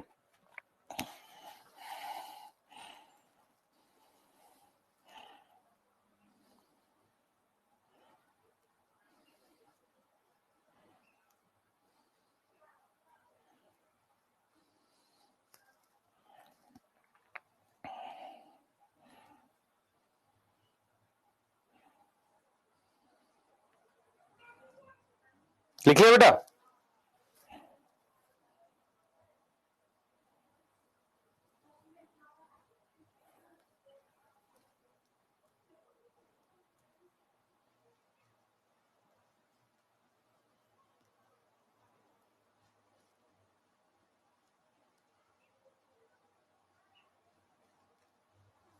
चलो आगे लिख लो, ये वाला लिख लो, जल्दी करो बेटा, जल्दी फास्ट, जिसको लिखना लिख लो।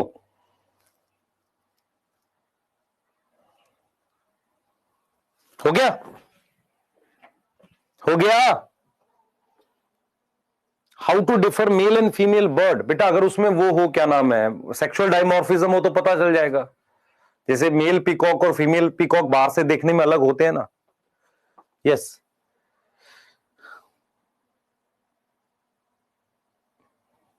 यस, लिख लिया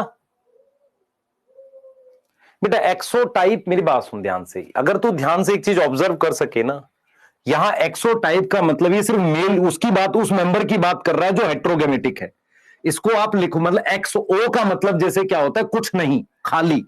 तो मेल एक्सोटाइप है, एक्सो का मतलब क्या, उसमें सेक्स, देख बेटा ऑटोसोम लिख नहीं रहा है, एक्सो का मतलब सिर्फ एक एक्स क्रोमोसोम है, फीमेल में 2 एक्स हैं, तो मेल में एक क्रोमोसोम कम होते हैं, और यही चीज हैंकिंग ने देखी होगी ना। हैंकिंग ने क्यों देखा कि 50% स्पर्म में वो एक्स बॉडी नहीं है, वही तो था। यस।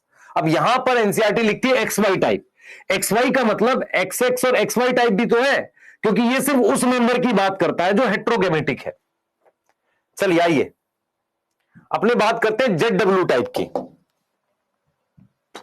जेड डब्ल्यू टाइप किसे कहते हैं? देखो भाई, इसका उदाहरण है बर्ड्स। क्या है सर? बर्ड्स है। ठीक है सर। बर्ड्स में हमारे पास क्या होता है? मेल जो है ना, मेल वो 2a प्लस जेड जेड है। यहां बड़ी स्ट्रेंज चीज है कि मेल होमोगेमेटिक है। होमोगेमेटिक का मतलब है ओनली वन टाइप के क्या बनाएगा? स्पर्म फॉर्म करेगा। यस और नो? यस। और फीमेल जो है वो 2a प्लस जेड डब्ल्यू है, तो फीमेल हेट्रोगेमेटिक है। फीमेल हेट्रोगेमेटिक है, जिसमें दो टाइप के क्या बनेंगे? Ovum. Two type of gamete बनेंगे। यस। तो जो फीमेल के गैमेट बनेंगे वो होगा ए प्लस जेड और ए प्लस डब्ल्यू। ठीक है। इसमें सिर्फ ए प्लस जेड। यस। यस। बताओ बताओ बेटा। तो जब इधर और इधर जोड़ेंगे तो क्या आएगा? 2a प्लस जेड जेड, जो क्या है? मेल है। यस। और इधर जोड़ेंगे तो क्या आएगा? 2a प्लस जेड डब्ल्यू, जो क्या है? फीमेल है। ठीक है। क्वेश्चन आ जाए, which is not sex chromosome present in male? A X in Drosophila, B Z in bird, C Y in human, D W in bird. कर पाओगे? कर लेंगे सर। एक्स ड्रोसोफिला में होता है, मेल में? हाँ होता है, मेल में होता है। एक्स वाई है ना वो। जेड बर्ड में होता है, हाँ है। वाई ह्यूमन में, मेल में है। डी नहीं होगा। ऐसा आ सकता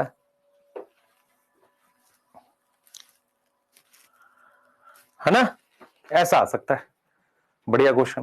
तो नोट कर लेंगे, जल्दी से नोट कर लेंगे। तो फाइनली हमें पता चल गया है कि कौन कैसे सेक्स डिटरमाइन करता है, और हेट्रोगेमेटिक कौन है ये लिख सकते हैं, which is heterogametic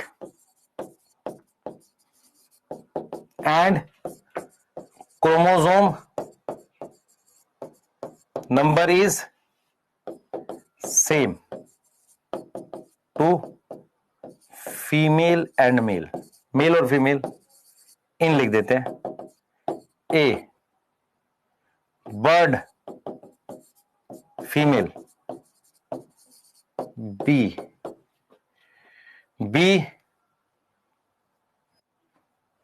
female insect in grasshopper, C female cockroach,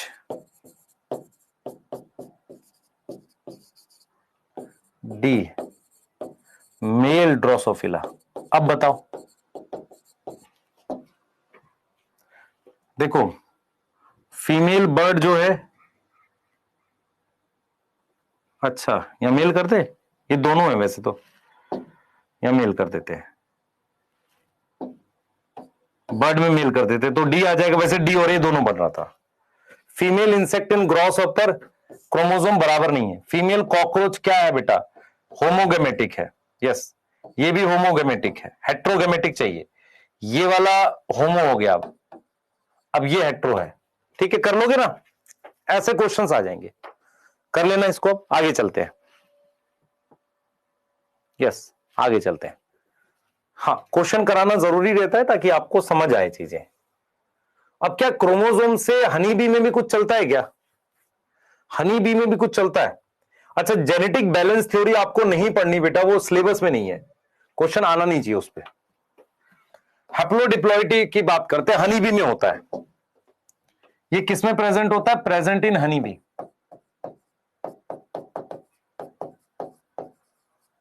honey bee. अब यहां पर आपको समझना पड़ेगा कि जो क्वीन होती है ना, क्वीन डिप्लॉयड है और उसमें कितने क्रोमोसोम होते हैं? 32।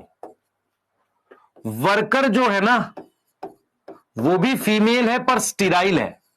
स्टीराइल समझ में आता है, और वो भी डिप्लॉयड है। उसमें भी क्रोमोसोम कितने हैं? 32 है। जो मेल है ना वो ड्रोन है, वो हैप्लॉयड है। उसमें कितने क्रोमोसोम है? 16। तो हैप्लोडिप्लॉइडी में क्रोमोसोम के नंबर पे सेक्स डिटरमाइन होता है। यहां पर क्या है? क्रोमोसोम के नंबर पर, टाइप पर नहीं, क्रोमोसोम के नंबर पर क्या होगा? सेक्स डिटरमाइन होगा। यस और नो? Yes sir. यस और नो? यस। देखो, सबसे पहले हमने यहां पर क्वीन बना दिया।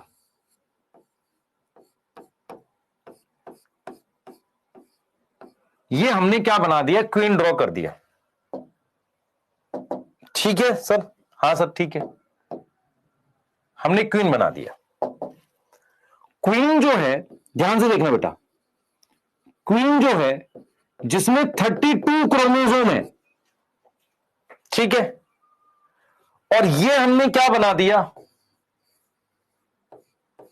ड्रोन बना दिया। ड्रोन जो है ना बेटा मेल है। ड्रोन जो है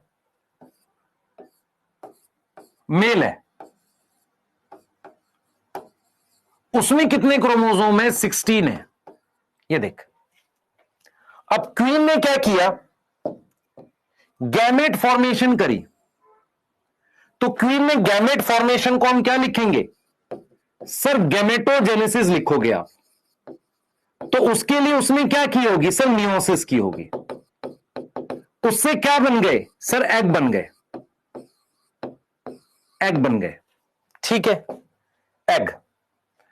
तो जो एग आया, ये सब एग बन गए। एग में कितने क्रोमोसोम है? 16। 16 क्रोमोसोम है। यहां पर भी मुझे गैमेटोजेनेसिस करनी पड़ रही है, यहां गैमेट बनाएंगे। और गैमेटोजेनेसिस के लिए मुझे क्या करनी पड़ेगी? यहां पर करनी पड़ेगी माइटोसिस, क्योंकि ड्रोन ऑलरेडी हैप्लॉइड है। तो हमारे पास क्या बन गए? ये स्पर्म बन गए। तो स्पर्म क्या है? हैप्लॉइड है, ठीक है। Yes yes. अब देखो मैं क्वेश्चंस लिखूंगा जल्दी जल्दी सारे। अब आप क्या करो, इन दोनों को फर्टिलाइज करो। यहां आपने लिखी फर्टिलाइजेशन। फर्टिलाइजेशन से हमारे पास क्या आ गया? जाइगोट आ गया। क्या आ गया? जाइगोट। जाइगोट कैसा होता है? डिप्लॉयड होता है। जाइगोट से क्वीन भी बन सकती है, लेकिन इतने सारे जाइगोट बनते, सबसे क्वीन नहीं बनती। और क्या बन सकता है? वर्कर बन सकता है, जिसमें भी क्या होते हैं? 32 क्रोमोसोम होते हैं। अब क्वेश्चंस आपने क्या और समझने, अब सुनो ध्यान से। एग से डायरेक्टली ड्रोन बना सकते हैं। एग से डायरेक्टली क्या बना सकते हैं? ड्रोन बना सकते हैं, ड्रोन। और उस प्रोसेस को क्या बोलते हैं? पार्थिनोजेनेसिस।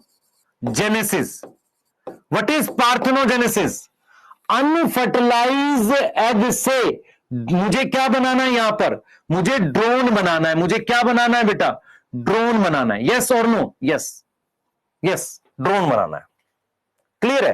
पार्थिनोजेनेसिस, ड्रोन बनाना है।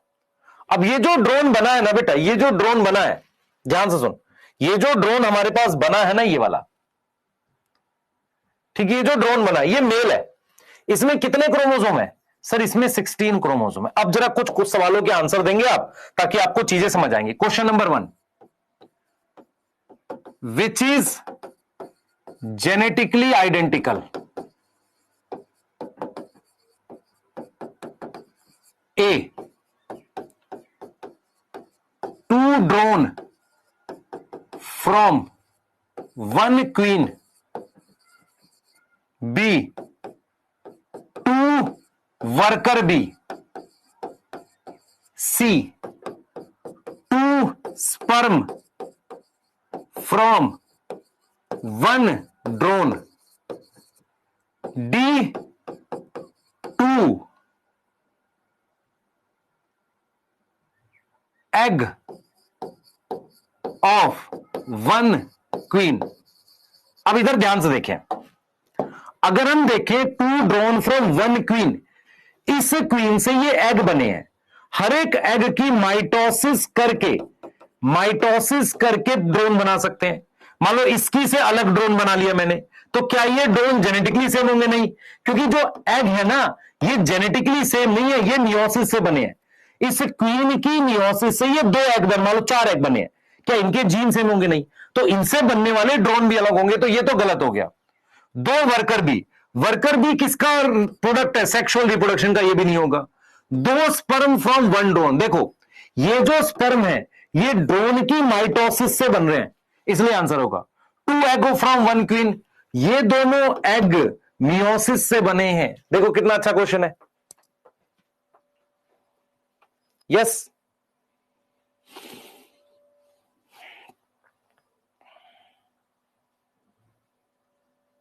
यदि जेनेटिक्स पढ़ी और जेनेटिकली आइडेंटिकल की बात नहीं करी तो मजा ही नहीं आया। दूसरा male have less chromosome than female. A, Drosophila. B, honey bee. C, grasshopper. D, both B and C. जिन ने बी लिखा पिटाई खाएंगे, जिन ने बी लिखा पिटाई खालिस, उड़ता हुआ कंटा पाइलिस।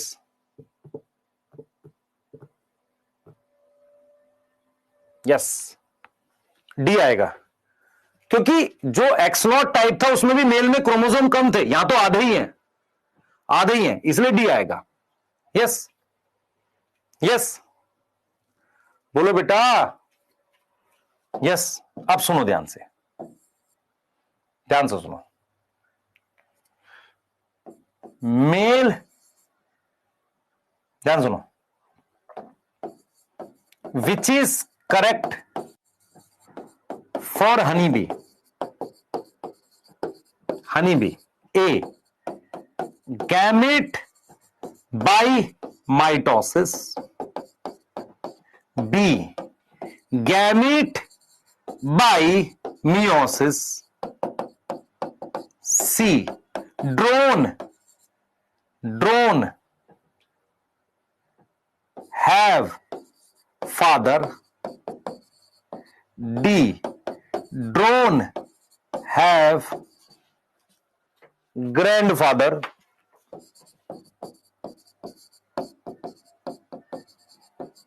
ठीक है, एक से ज्यादा करेक्ट है। एक से ज्यादा करेक्ट है, मुझे बताना कौन कौन सा सही है। Queen have daughter and son. F, drone have only daughter. बताओ भाई, चलिए शुरू करते हैं। पहला, गैमेट बाय माइटोसिस सही है, किसमें? ड्रोन में, पहला ठीक है। गैमेट बाय मियोसिस, बता भाई, यह भी ठीक है। कैसे? क्वीन में ड्रोन है फादर, हाँ भाई बता, ये ड्रोन है, इसकी ये मदर है, मदर से डायरेक्टली बना है, फादर है क्या उसका? नहीं, फादर नहीं है। ड्रोन है ग्रैंडफादर कैसे? जैसे मान लो ये क्वीन है, इस क्वीन से आप आगे जाके ड्रोन बनाओगे, तो इस ड्रोन की ये मदर है, फादर तो नहीं है, पर इस ड्रोन का ये ग्रैंडफादर तो है, सब नाना है। अरे भाई वो ग्रैंडफादर एक ही चलता है वहां, ड्रोन का फादर नहीं है, डायरेक्ट क्वीन है, पर क्या इस क्वीन के ऊपर फादर यहां है? तो ड्रोन का फादर नहीं है, पर ड्रोन का ग्रैंडफादर है। क्वीन जो है उसका सन भी है और डॉटर भी है, सही है सर। ड्रोन का, ये रहा ड्रोन, ड्रोन का सन बन सकता है क्या? क्या ड्रोन से कभी ड्रोन आएगा? कभी नहीं आएगा। ड्रोन की सिर्फ क्या है? डॉटर है।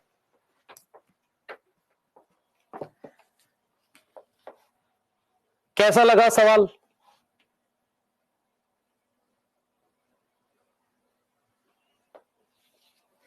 इसलिए इसको हैप्लोडिप्लॉइडी कह रहे हैं बेटा, इसलिए इसको हैप्लोडिप्लॉइडी कह रहे हैं। ड्रो क्वीन जो है उसके बेटे और क्या नाम है, बेटा और बेटी दोनों है, ठीक है। यस यस यस, लेकिन ड्रोन का बेटा नहीं है। इंडियन सोसाइटी बहुत दुख में जी रहा है, ड्रोन बिना बेटा के वंश आगे कैसे बढ़ेगा? जैसे डायनासोर की आखिरी प्रजाति है, बेटा नहीं हुआ तो क्या होगा जीवन में? नहीं है? आप सोचो, आप सोचो ना, सोचो जो ड्रोन है हमारे पास, उससे सिर्फ क्या बन रही है? उससे सिर्फ क्या बन सकती है? क्वीन बन सकती है, डॉटर बन सकती है। ड्रोन का कोई सन पॉसिबल नहीं है, कोई बेटा नहीं है ना। मान लो उसको कितना दुख होता होगा, कोई बेटा नहीं है, मेरी मेरा मेरा जो वंश आगे कौन बढ़ाएगा? जैसे वो डायनासोर है ना, अगर उसके बाद कोई कोई उसे देखेगा नहीं तो कोई जानेगा नहीं है, ऐसा हम सोच रखते, नहीं रखना चाहिए, एक्चुअल में ये गलत है। तो मतलब पॉइंट ये है कि कॉन्सेप्ट समझो और चीजों को अच्छे से लो, और अपने आसपास भी देखा करो बेटा कि चीजें खराब होती हैं, आप अपनी लाइफ में इन चीजों को देख सकते हो, है ना। ये इससे कोई फर्क नहीं पड़ता, पेरेंट्स के लिए बेटा बेटी का क्या डिफरेंस है यार, सब एक जैसा होता है। क्लियर है? नहीं? यस, ठीक है। हाँ, हम लोग देख रहे हो ड्रोन कितने दुख में होगा, कितना कष्ट है उसे, क्योंकि बेटा नहीं है, सिर्फ बेटी है ना। हाँ, मकान नाम करना हो, जैसे उसके वो जो छत्ता बनाता ना, जैसे उसको उसके नाम करना हो। कुछ लोग कहेंगे यस, नहीं, गलत बात है, ठीक है। हाँ चलो, आप भी ऐसे ही थे? नहीं बेटा सर ऐसे नहीं थे ना, सर ऐसे हैं। हाँ सर ऐसे नहीं है बेटा, तुझे शायद पता ही नहीं है।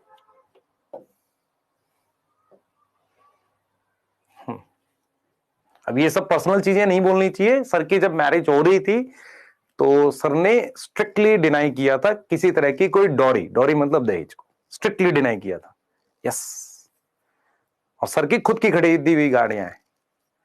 यस, हाँ ठीक है, चलिए आगे चलते हैं। इन सब बातों से कोई फर्क नहीं पड़ता। नोट कर ले भाई, चल जल्दी से नोट कर, जल्दी। यस बेटा, रिपीट नहीं करूंगा, फिर से खुद से देख।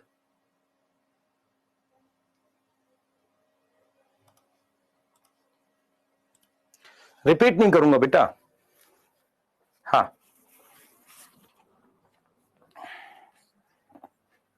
रिपीट नहीं करूंगा।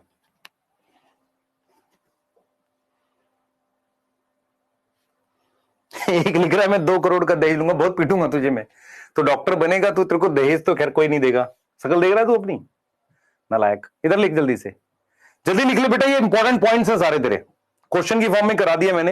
एनसीईआरटी ने लिखा भी है इस बात को कि ड्रोन का फादर नहीं है, ग्रैंड फादर है। ऐसे ही क्वीन का जो है डॉटर नहीं है, कहां गया क्वीन की, हाँ डॉटर भी है, सन भी है ना। हाँ सही है, क्लियर है। तो क्वीन का मेरे पास सन है, ग्रैंड सन नहीं है, मतलब क्वीन के सन के नीचे सन नहीं है ना, ग्रैंड सन नहीं है। चलिए आगे चलेंगे, आगे चलेंगे, म्यूटेशन के टॉपिक को पढ़ेंगे, ठीक है। क्लियर है, म्यूटेशन पढ़ते हैं। चलिए थोड़ा सा समय देंगे म्यूटेशन पे, चलो स्टार्ट करें, स्टार्ट करें। लिख लो एक बार फटाफट से, म्यूटेशन पढ़ते हैं। जल्दी करो बेटा, जल्दी करो, जल्दी।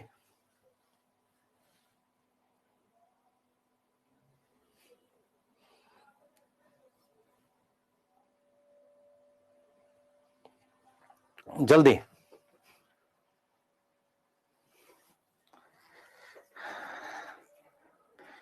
जल्दी।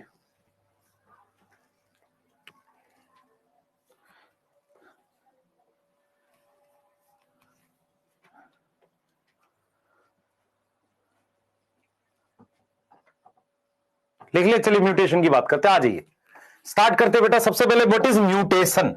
म्यूटेशन मतलब किसी प्रकार का बदलाव होता है, ये एक सोर्स होता है वेरिएशन का।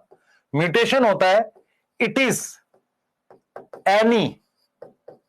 एनी चेंज इन डीएनए, किसी प्रकार का बदलाव डीएनए में, विच इज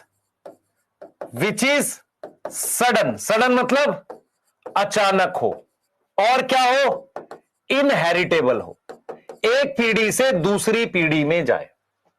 ठीक है, बढ़िया है सर। स्टडी ऑफ म्यूटेशन किसने करी थी? म्यूटेशन पर बढ़िया स्टडी किसने करी है बेटा? म्यूलर ने करी है, लेकिन तुम्हारे क्योंकि वो पढ़ते ना एवोल्यूशन, डी वरिस ने करी है। और डी वरिस ने एक्सपेरिमेंट किया था एक प्लांट पे। एक्सपेरिमेंट किया था किस प्लांट पे बताओ?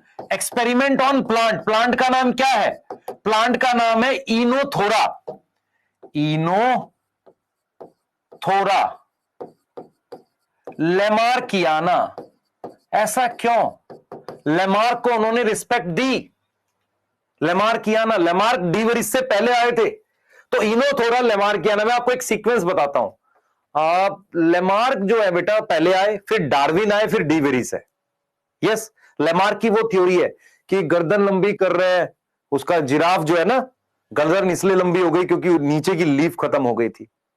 सही है। अगर ऐसा होता तो मैं बहुत ज्यादा, अगर मान लो आइस को यूज कर रहा हूं, तो खराब होने की बजाय मेरी दो और बन जानी चाहिए थी, है कि नहीं? तो डी वरिस ने एवोल्यूशन पे तो थ्योरीज दी ही दी हैं, पर उसने क्या बोला है कि वेरिएशन का सोर्स म्यूटेशन होता है। यस, मेरी बात समझ में आ रही है? Yes yes yes yes. तो डी वरिस का काफी एक्सपेरिमेंट म्यूटेशन पे है। उन्होंने सोर्स ऑफ वेरिएशन बोला था म्यूटेशन है। मतलब इस बात पे हमारे श्रीमान डार्विन साइलेंट थे कि आती कहां से है। उन्होंने बोला कि भाई सोर्स ऑफ म्यूटेशन जो है ना, वेरिएशन है। तीन अलग अलग वैज्ञानिक है, लेमार्क, डार्विन और डी वरिस। तीसरे डी वरिस है। डी वरिस है। एक बड़ी इंटरेस्टिंग बात है कि डी वरिस की शायद थ्योरी उस साल आई थी जो लगभग 100 साल था डार्विन का बर्थ। है डार्विन का बर्थ ही ना 1811 है। हाँ, वो थोड़ा सा पहले पैदा हो गए थे मेंडल से। यस।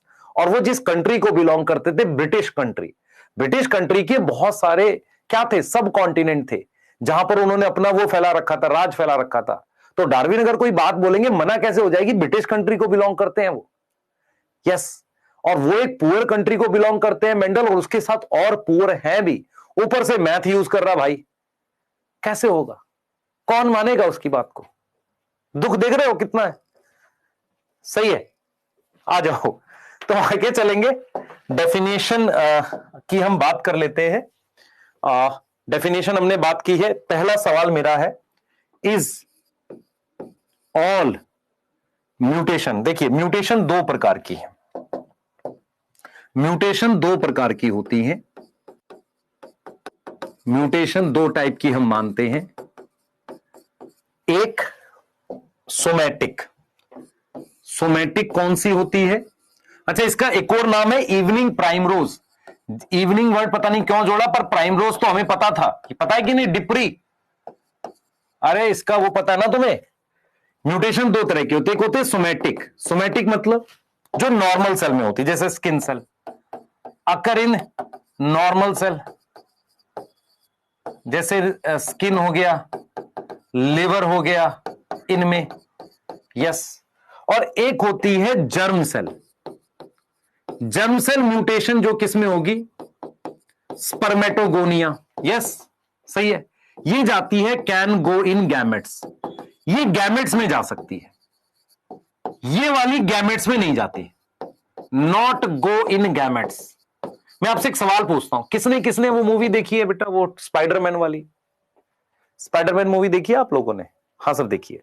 मकड़ी यहां कहीं काटती है, यहां कौन से सेल होंगे सर? सोमैटिक सेल होंगे। तो उसमें उसको तो ठीक है, चलो मान ली उसको कुछ म्यूटेशन हो गई, उसके बच्चे में जानी चाहिए? नहीं सर। हमने क्रिश भी देखी थी, वो जादू छूता है उसके फादर को तो म्यूटेशन हुई होगी भाई, ठीक है मान लेते हैं। तो उसके बेटे में भी चली गई, पता नहीं अजीब ही दिखा रहे हैं कॉन्सेप्ट। समझ में आ रहा है? हां, लेकिन एक सवाल है, is all mutations are heritable? क्योंकि डेफिनेशन में लिखा हुआ है इनहेरिटेबल, आर हेरिटेबल। आपसे सवाल पूछूं, ये सवाल बेटा हमने कई बार इंटरव्यू में पूछा था टीचर से, जब हम एक ऑफलाइन सेंटर पे बहुत सारे टीचरों की भर्ती के लिए इंटरव्यू लेते थे, तो ये अच्छा सवाल था। Is all mutations are heritable? Heritable मतलब can pass to next generation, yes और नो? अभी बात कर लेते हैं। देखो कैसे। सबसे पहले, अगर if mutation occur in germ cell, अगर वो जर्म सेल में होगी, देन श्योर नहीं है, can pass to next generation, pass to offspring. Offspring मतलब अगली पीढ़ी में जा सकती है। But if mutation occur in somatic cell, somatic cell मतलब स्किन सेल में हो गई, तो नहीं पास होगी, not pass in next generation. ये बात ठीक है, लेकिन इसमें एक कैच है, इसमें एक कैच है। क्या कैच है? सुनो, इसमें कैच है, एक कैच मतलब एक छुपी हुई बात है। But mutation in somatic cell can go to daughter cell. मतलब क्या हुआ? मतलब मेरा कहने का मतलब है, ये ह्यूमन है मान लो कोई, इसमें म्यूटेशन हुई इसके स्किन सेल में, इसके बच्चे में नहीं जाएगी, इसमें नहीं जाएगी। लेकिन अगर इसके एक स्किन सेल में हुई, इस सेल में हुई, तो इस सेल से बनने वाले 2 सेल में जा सकती है, फिर उससे बनने वाले 4 सेल में जा सकती है। इसीलिए डेफिनेशन गलत नहीं है। यहां इनहेरिटेबल शब्द के 2 मतलब निकलते हैं, एक मां बाप से बच्चे में, दूसरा एक सेल से, एक कोशिका से जब 2 सेल बनते हैं, इसे भी इनहेरिटेबल कहते हैं। तो म्यूटेशन अगर स्किन सेल में हो तो बच्चे में नहीं जाएगी, पर एक स्किन सेल की म्यूटेशन दूसरे स्किन सेल में जा सकती है। और यही तो कैंसर है। What is cancer? कैंसर का क्या कारण है? म्यूटेशन हुई थी, अब वो एक सेल से डिवाइड करके दूसरे सेल में चली गई। मेरी बात समझ में आ रही है? क्या कैंसर इनहेरिटेबल हो सकता है? नहीं, नहीं। कौन से वाला होगा? जो जर्म सेल में म्यूटेशन हुई होगी। मेरी बात समझ में आया नहीं आया? बात समझ में आया? मतलब अगर हम कहें आपसे कि म्यूटेशन क्या है, डीएनए में बदलाव है, डेफिनेशन है अचानक से इनहेरिटेबल बदलाव को म्यूटेशन कहते हैं डीएनए में। क्या सारी म्यूटेशन इनहेरिटेबल होती है? हो सकती है। यदि कोई सेल डिवाइड करके और सेल बनाता है तो सेल से सेल में जा सकती है, यस और नो। लेकिन यदि मैं ऑर्गेनिज्म वाइज इस बात करूं, मैं कहूं कि एक ह्यूमन से उसके बच्चे में वही म्यूटेशन जाएगी जो किसमें होगी, जो उसके गैमेट्स में होगी, यस और नो। स्किन सेल वाली म्यूटेशन, लिवर सेल वाली म्यूटेशन बच्चे में नहीं जाएगी, वो उसी पर्सन के साथ खत्म हो जाएगी। तो जिस पर्सन को कैंसर है, जिस पर्सन को कैंसर है, वो म्यूटेशन उसी के अंदर रहती है, अगली पीढ़ी में जाए इसके चांस कम है, यस। अब यहां पर एक बच्चा कहेगा कि सर भोपाल गैस ट्रेजेडी जब हुई थी वहां म्यूटेशंस हुई थी, अभी भी मिलता है, पर वो म्यूटेशंस इतनी ज्यादा हो गई थी कि वो जर्म सेल में भी हो गई थी। या हिरोशिमा नागासाकी में अभी भी बच्चे अपंग पैदा हो रहे हैं, क्योंकि जब वो रेडिएशंस आई थी वो बहुत सारे ह्यूमन के जर्म सेल में भी चली गई होंगी। लेकिन अगर किसी को स्किन कैंसर है, उसके बच्चे में स्किन कैंसर तभी होगा जब उसकी स्किन भी एक्सपोज होगी म्यूटाजन को। क्या मेरी बातें समझ पा रहे हो? सोचो सोचो सोचो। यस। तो ये गलत नहीं है। जैसे मैं एक बार इंटरव्यू में बैठा था, मैंने बोला कि सर बताइए जरा कि क्या सारी म्यूटेशन इनहेरिटेबल है, साबित करिए। कहता नहीं सर, नहीं होती है सारी। मैंने कहा कौन सी वाली? कह रहा स्किन सेल वाली। मैंने कहा कि कर सकते हैं इसको। कहते कैसे? मैं कहा देखिए सर, अगर मैं सेल को डिवाइड करके 2 सेल बनाता हूं तो क्या एक सेल से 2 सेल बनना वो उसकी प्रोजेनी है? सेल साइकिल में भी तो लिखा है स्टार्टिंग में भाई, वो उसका क्या है? अगली जनरेशन ना, सेल की अगली जनरेशन है, तो इनहेरिटेबल हो गई। यस।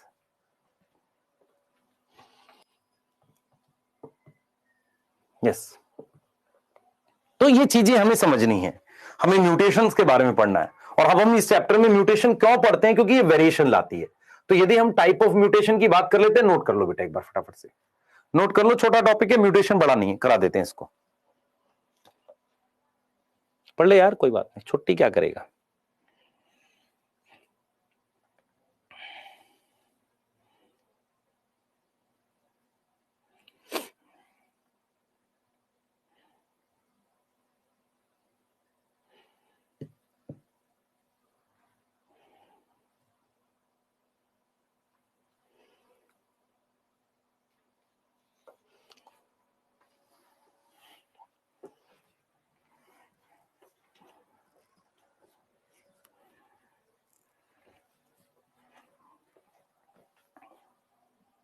लिख लिया बेटा? चलिए लिख ली, चलिए आगे चलते हैं।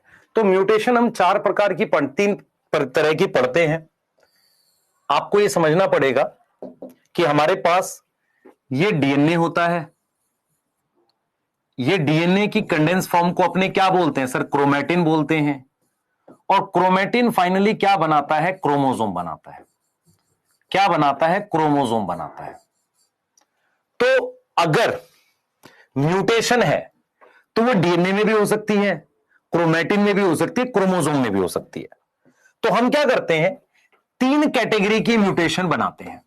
सबसे पहले अगर मैं चेंज करता हूं, क्या चेंज करता हूं? क्रोमोसोम का नंबर। मैंने क्रोमोसोम की संख्या चेंज कर दी है। अगर आप ध्यान से देखो, क्या क्रोमोसोम के नंबर चेंज होने से डीएनए में फर्क आता है? हां या ना बताना मुझे जरूर से। तो एक म्यूटेशन होगी कि मैंने क्या किया है? मैंने क्रोमोसोम की संख्या चेंज कर दी है। ठीक है, एक म्यूटेशन ये हो सकती है। दूसरा हो सकता है कि मैंने ये क्रोमोसोम है ना, यहां से तोड़ दिया, तो मैंने चेंज, या मैंने क्या किया? इस क्रोमोसोम का ये पार्ट यहां लगा दिया, तो मैंने क्या किया? चेंज इन क्रोमोसोम स्ट्रक्चर किया है। तो आपको पता है भाई, डीएनए क्रोमोसोम बनाता है। तो 2 तरह की म्यूटेशन क्रोमोसोम से रिलेटेड है। एक क्रोमोसोम का नंबर बदल रहे हैं, ये देख रहे हो।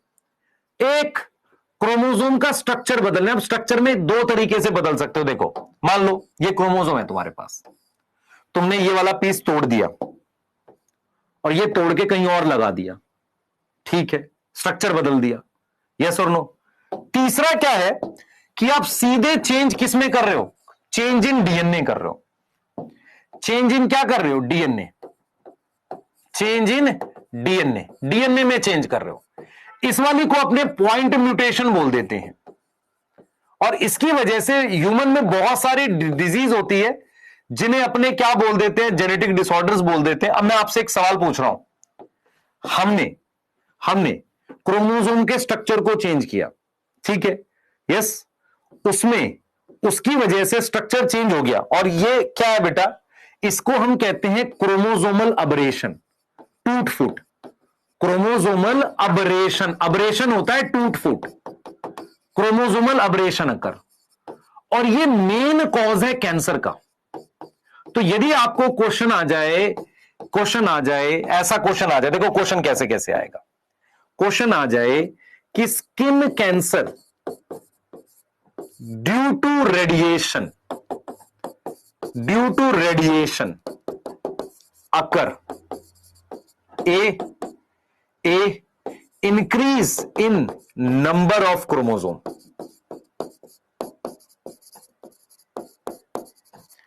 B some structure change in chromosome,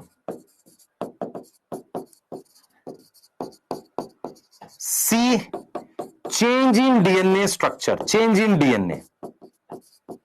D decrease in number of chromosome.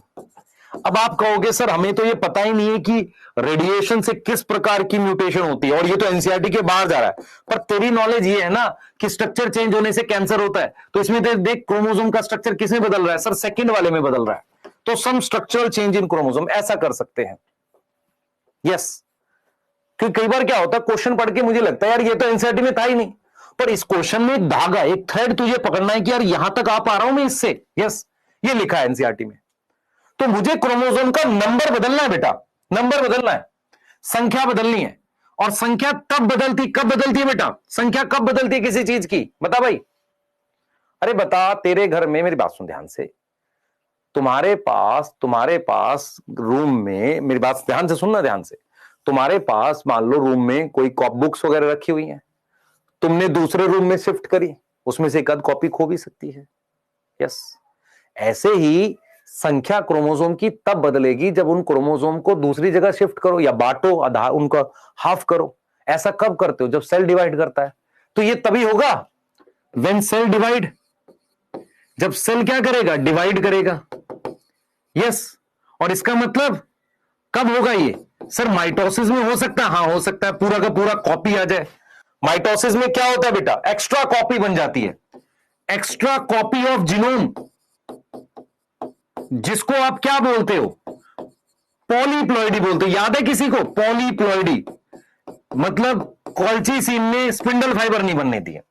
और कब होगा सर, और कर सकते हैं जब मियोसिस हो, मियोसिस में एनाफेज 1 में, एनाफेज 1 में क्या हो, सेग्रीगेशन ना हो, नो सेग्रीगेशन, नो सेग्रीगेशन अकर, वो क्रोमोसोम अलग नहीं हो पाया ना फेज में, पूरा का पूरा जोड़ा, उसको अपने क्या बोल देते हैं, एन्यूप्लॉइडी। क्या बोलेंगे, एन्यूप्लॉइडी बोलेंगे। यस, तो संख्या तब बदलेगी जब सेल डिवाइड करेगा। यस, बोलो बेटा। यस, मियोसिस ये वाला। अब मैं आपसे अगर पूछूं, मैं आपसे क्वेश्चन पूछूं, देखो इतने ही पढ़े हुए, अगर आपसे क्वेश्चन पूछूं, मैं कहूं आपसे, ध्यान सुना, मैं आपसे कहूं कि जैसे एक डाउन सिंड्रोम है, डाउन सिंड्रोम कैन अकर इन, या हम ये लिख सकते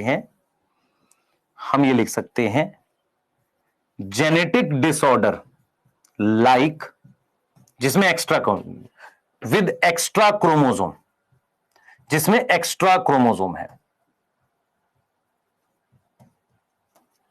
अकर ड्यू टू, अकर उसके लिए हमने लिखा, देखो क्वेश्चन लाइव बनाना मुश्किल तो होता ही है ना बेटा, थोड़ा सा बना देते हैं। अकर किसमें, स्किन सेल में हो सकता है क्या, न्यूरॉन में हो सकता है क्या, या जर्म सेल में हो सकता है क्या, या ऑल हो सकता है क्या। अब यहां पर लॉजिक ये है कि यदि क्रोमोसोम की संख्या बढ़ानी है, हमें क्रोमोसोम की संख्या बढ़ानी है और एक या दो ही बढ़ाना है, तो वो मेरे पास मियोसिस में पॉसिबल है, लेकिन पूरी एक्स्ट्रा कॉपी लानी है तो माइटोसिस में पॉसिबल है। मियोसिस सिर्फ जर्म सेल में होती है, मेरी बात समझ में आ रही है। तो यदि आपसे कोई पूछे ऐसी जेनेटिक डिसऑर्डर, डाउन सिंड्रोम, क्लेनफेल्टर, इनके लिए कौन रिस्पॉन्सिबल है, सर इनके लिए मियोसिस रिस्पॉन्सिबल है। माइटोसिस का मतलब होता है पूरा का पूरा 3n 4n ऐसे वाला। क्या ह्यूमन में ऐसा हो सकता है, जैसे मान लो ह्यूमन में कितने क्रोमोसोम, 46 हैं सर, 47 हो जाएंगे, 45 हो जाएगा, क्या 23 इंटू 3 हो जाएगा, 69 हो जाएगा, नहीं हो सकता। तो क्या ह्यूमन में कभी ये वाला हो सकता है, पॉलीप्लॉइडी वाला, ह्यूमन में नहीं हो सकता, क्योंकि ऐसा ह्यूमन जिंदा ही नहीं बचता है। भाई मेरी बात समझने की कोशिश कर, मैं कह रहा हूं म्यूटेशन कितनी होती है हमें वो वाली पता चलती है जिसका ह्यूमन जिंदा बचता है, पर कोई ऐसी म्यूटेशन जिससे ह्यूमन पैदा ही नहीं हुआ, तो हम कैसे बता सकते हैं वो होती होगी। तो कभी भी ये वाली ह्यूमन में नहीं होती, ये प्लांट्स में मिलती है, जिसमें क्रोमोसोम, जैसे मान लो मैं कहता हूं कि गेहूं है, गेहूं में व्हीट है, एक में 14 है और एक में ज्यादा क्रोमोसोम है, 28 है, तो 14 का मतलब क्या हो गया, 2n इज इक्वल टू 14, और 28 का क्या मतलब हो गया, 4n हो गया, मतलब 7 की 4 कॉपी। ऐसा प्लांट्स में मिलता है। यस, मेरी बात समझ पा रहे हो? यस। और ये स्ट्रक्चर वाला भी हम देखेंगे, इसकी कुछ डिजीज ह्यूमन में मिलती हैं। एक डिजीज है जिसका नाम है क्राई डू कैट सिंड्रोम, जिसमें बच्चे के रोने की आवाज बिल्ली जैसी आती है क्योंकि किसी एक क्रोमोसोम में कुछ टूट फूट हो गई है। यस यस, मेरी बात समझ आ रही है? यस। अब ये क्या है? Change in DNA. इसमें वो सब डिजीज आ जाएंगी जैसे sickle cell anaemia, sickle cell anaemia, इस तरह की डिजीजेस आ जाएंगी। तो why we are teaching topic mutation, क्योंकि म्यूटेशन के बाद अब हम चले जाएंगे किस पर? जेनेटिक डिसऑर्डर पे, पेडिग्री पे। क्लियर है? बोलो बेटा, क्लियर है? यस, बताइए।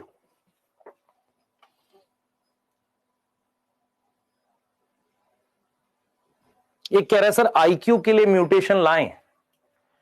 अच्छा, इसकी जगह आईक्यू का क्या करेगा सर? आईक्यू से हम नीट क्वालिफाई करेंगे। ठीक है, बताओ जल्दी से बेटा, जल्दी बताओ। एक बच्चा, चलो लिस्ट खत्म कर रहे हैं बेटा, आगे नहीं पढ़ा रहा, बस छोड़ रहा हूं। एक बच्चा कह रहा है कि सर आईक्यू के लिए हम लोग म्यूटेशन लाए क्या? मान लो मैं पूछूं कि आईक्यू के लिए क्या करेगा म्यूटेशन का, तो भाई म्यूटेशन आईक्यू से क्या करेंगे? हम नीट का एग्जाम जल्दी क्वालिफाई कर लेंगे बिना पढ़े। ठीक है, उससे क्या करेंगे सर? पैसे कमाएंगे। पैसे क्या करेंगे सर? खूब पैसे कमाएंगे, खूब सारा खाना होगा। ठीक है, इससे अच्छा तेरे अंदर कोई ऐसी म्यूटेशन ला दे जिससे पिगमेंट बन जाए। यदि पिगमेंट बन जाएंगे तो फोटोसिंथेसिस हो रही होगी, तो फिर तुझे इन सब की जरूरत है, इतना लंबा प्रोसेस क्यों कर रहा है ना? ऐसा कर ले कि तेरे अंदर कुछ पिगमेंट्स बन जाए, तू फोटोसिंथेसिस कर रहा हो। यस, है ना? हाँ, ऐसे यहां पर कुछ कर दे, यहां रेडिएशन से यहां से अपना मस्त एकदम, या सर पे ही कर दे, बाल की जगह तेरे पास क्या आ जाए?